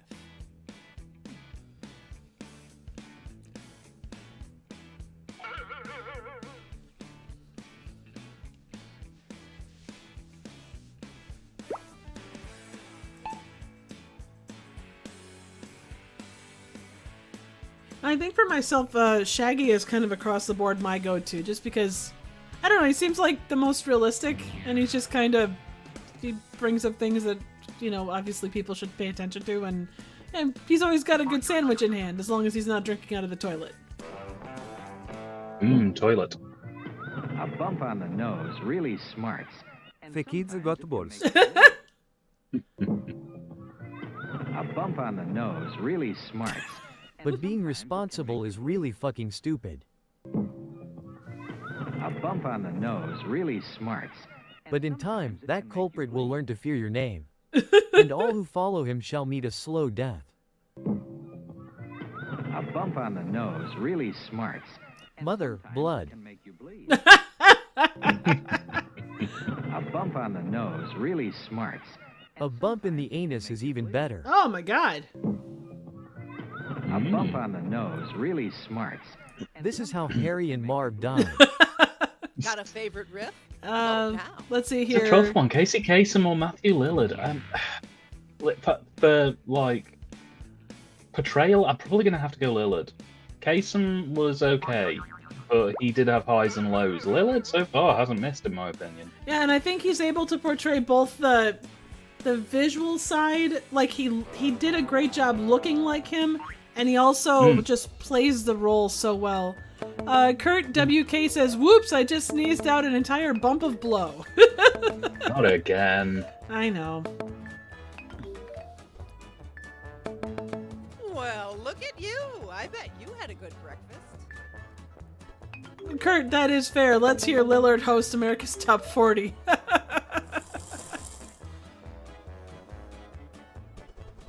don't know whether I'd want him to do it in the voice of Shaggy or Stu. A good question. So this is what Santa Claus is looking at through his fantastic telescope. Oh, God. No! It's that time again. Enter your riff now. Okay, Joe, here's kind of a random question. I don't mean to put you on the spot, but like of all the teams that have more than one female duo, why do you think that like Velma and Daphne are always the ones put together in porn? Like there's a lot of, you know, duos that you see, and maybe they're just the ones that you see the most of, but I don't know. Maybe I'm crazy. Let me rephrase that for the audience. Joe, Why do they keep putting chocolate and vanilla ice cream together in Neapolitan ice cream boxes? I much prefer it when it's either just one flavour on its own, or if they put shit next to the chocolate or vanilla instead. Sarcasm! Your sarcasm is duly noted. So this is what Santa Claus is looking Just at like there's through a lot his of- fantastic telescope. Never mind. It Forget seems I to be asked. Groucho Marx doing brown sick in the shower. Oh, shit. So this is what Santa Claus is looking at through his fantastic telescope. Holy shit, it's Tim Allen. So this is what Santa Claus is looking at through his fantastic telescope. Santa was looking to ingest all of the shrooms so he could tolerate being here. Yeah, that's fair. So this is what Santa Claus is looking at through his fantastic telescope. So many people, so few open blind. So this is what Santa Claus is looking at through his fantastic telescope. Joe naked in the shower. So this is what Santa Claus is looking at through his fantastic telescope. Is this Elon Musk's evil hideout? The riffs are in. Time to vote. Let's see. Dan's answer is so much better than I could possibly come up with. Kurt says, Trevor, you still having nightmares about these shorts? Yes, I am. Let's see. Joe says, frankly, I don't mind Daphne Velma porn. I just wish they wouldn't go so extreme. Yeah, they do go a bit weird. There's a lot of inflation stuff, and I've even seen a couple with Scooby before now. That's not fun. Yeah, that's what Joe had kind of mentioned too. They're either pregnant or inflated or like vor stuff.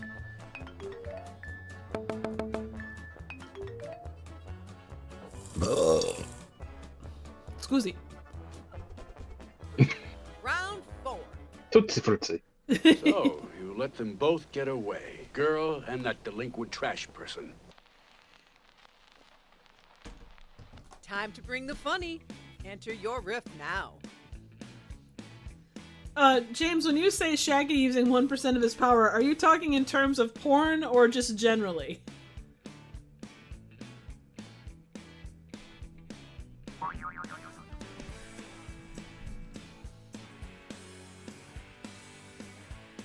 I mean, to be fair, I don't get ass eating personally, but it's popular these days, so maybe my personal preference is somewhat dated. Okay, you're just talking generally, James. I wanted to double check just to make sure. Better that we're on the same page. I like the fact that he put emphasis on the word ass. I mean, to be fair, I don't get ass eating personally, but it's popular these days. Do you want to lead this podcast there, Fluffy? Or this stream, Fluffy? I'm being nice. I'm playing ball. I'm fine. So, you let them both get away. Girl and that delinquent trash person. Sorry, I just came from being a leather daddy with Kenneth Copeland. Baba Booey. So, you let them both get away. Girl and that delinquent trash person. Let them. They'll have a threesome soon enough. So, you let them both get away. Girl and that delinquent trash person. Yes, because I was lazy. Oh my god. So, you let them both get away. Girl and that delinquent trash person. Hey, you leave Oscar the Grouch alone. So, you let them both get away. Girl and that delinquent trash person. You make that porn director from that Scooby-Doo episode look competent. So, you let them both get away. Girl and that delinquent trash person. I did, but it's okay. They're president now. Got your favorite? Vote now. Let's see here. Well, they're in that really small model. Yeah, that's crazy. I wouldn't have thought that they could fit so easily into that really small model, but it seems that they were able to. And they had an even smaller model on the table next to them. And inside of that model was another model, and then another model, and then another model. Oh my god! We do have a question here from Liam. 8-ball question. Will filming go well for me later this month? I, for one, am... Okay. Oh, Bastarding 8 Ball of Truth. Will the filming go well for Liam later this month? Lights, camera, action. On-set sound. Okay, riffers, it's Pain in the ass. the final round. Very likely. Congrats. Hey, you think if we stick around a while, we'll find out what happens? Yeah. Are you the next top riffer? Enter your riff. Let's see. Henry Silva looks like his face was put together using Legos. That's really mean to say, but accurate, question mark? 8 Man of Forbidden Mountain was the worst porn ever made. Liam says, I heard someone say that Henry Silva was the most evil-looking face in cinema history. Jen says, what is this? A model for ants? I read that out of order. I apologize.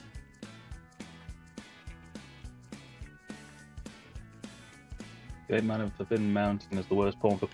James, you have never seen Ray Dennis Steckler's Nazi porn films. That's all I'm going to say on that one. Henry Silva was wearing an old Henry Silva mask. I hear Henry Silva sheds his skin every 6 years. Oh my god. And then flees to the mountains to refresh. The actress was literally named Candy Mint. It had to be a porn film shoot. What else could it be? Mm-hmm. A candy commercial? Get out of here. Occam's razor. Mm.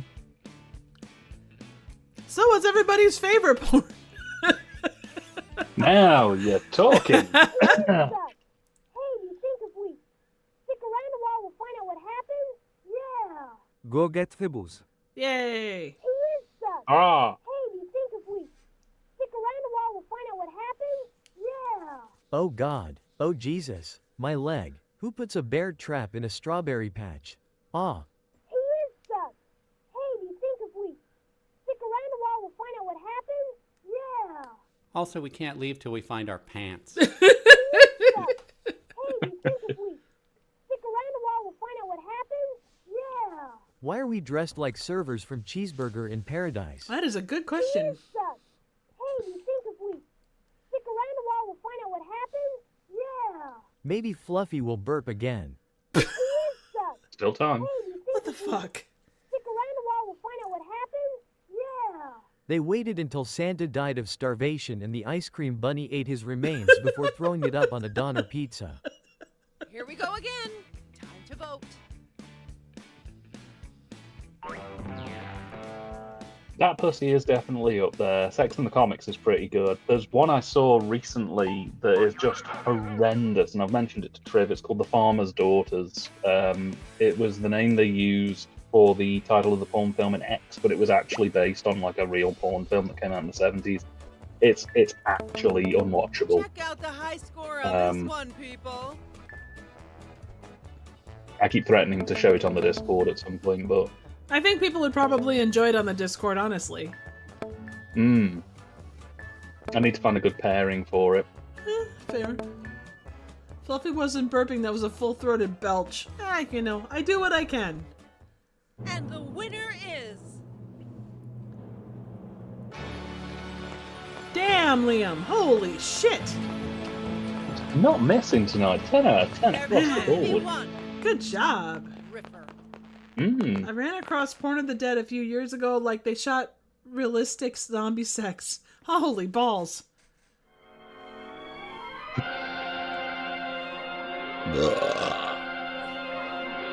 There you go.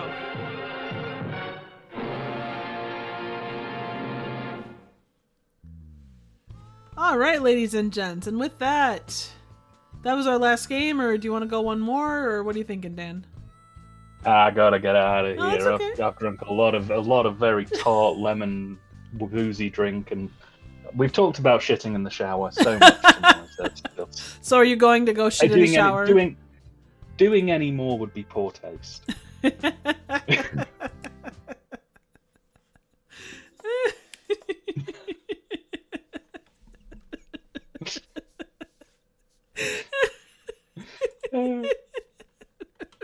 William, if you have a Bastarding 8 Ball truth question, let me know before the end of the stream, and I'll ask it for you, my friend, on the night that we found out that Joe didn't even have to finish the sentence. You all know what Joe does now.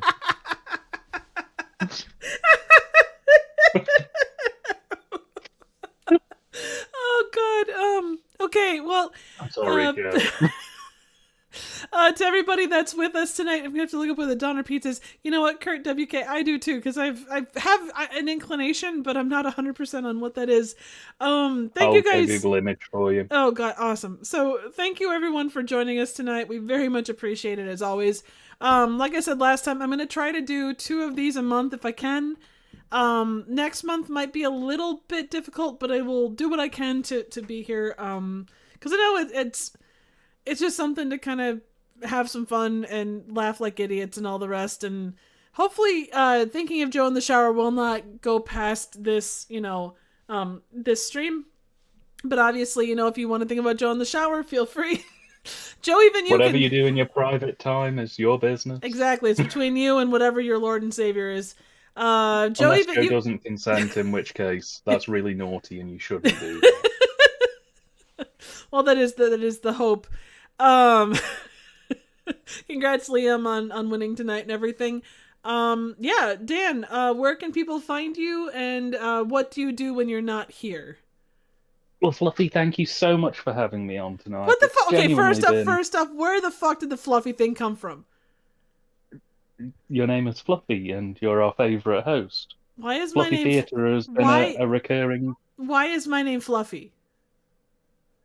Because, I don't know, your parents were careless? I don't know what... Great. You won't get any secrets out of me. The audience held me to ransom. Oh, on I'm this so one. sure they did. Our audience of really well-meaning, amazing people made you decide to call me Fluffy. But that's not my place to say. Nuh-huh. I'm just here spitting truth. Uh-huh. Yeah. Anyway, please tell people where they can find you, you son of a bitch. Well, Fluffy, thank you so much for having me on. You can find me on YouTube, Letterboxd, and Blue Sky under tytdreviews. Currently on a little bit of a hiatus, although we have just finished recording all of the audio for our next audiobook, which is going to be another string of adult features, which is really quite well fitting for the conversation we've just ended things on. Shitting in the shower? Look out for that. Oh yeah, some people are real into that.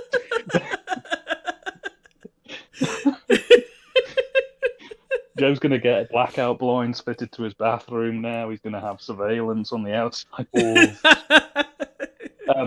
But yeah, we're going to finally start work on the new season this week. We're going to be hopefully getting some notes done for the next Camp Blood movie, because I know how much you guys all love Camp Blood 4 and 5. Absolutely.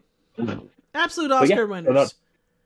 Oh yeah, but yeah, that's pretty much me. Like I say, I'm currently still publishing things on Letterboxd for the time being. We're hoping to be back around about April time now. It's getting a little bit late in the day, but we're really pushing on it. So yeah, thank you so much again for having me on, and hopefully I'll be back again real soon. Absolutely. On my end, we're gonna be next movie up is gonna be 2024's Slay. And I just put out Vegas in Space last week.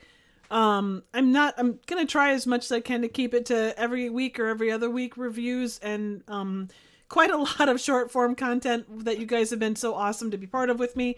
But we'll kind of take it as it comes. Obviously these streams as well, I'll do what I can to do twice a month. I'm not sure how that will fall. It's probably not going to be consistent weeks, but we'll figure it as we go. But yeah, I think that's about it. Thank you guys so much, as always, for being here. We appreciate the shit out of you, especially Joe, who is an incredible sport tonight. We love you, man. We appreciate you. Oh yeah, 100%. I think that's about it. So until next time, we will call you.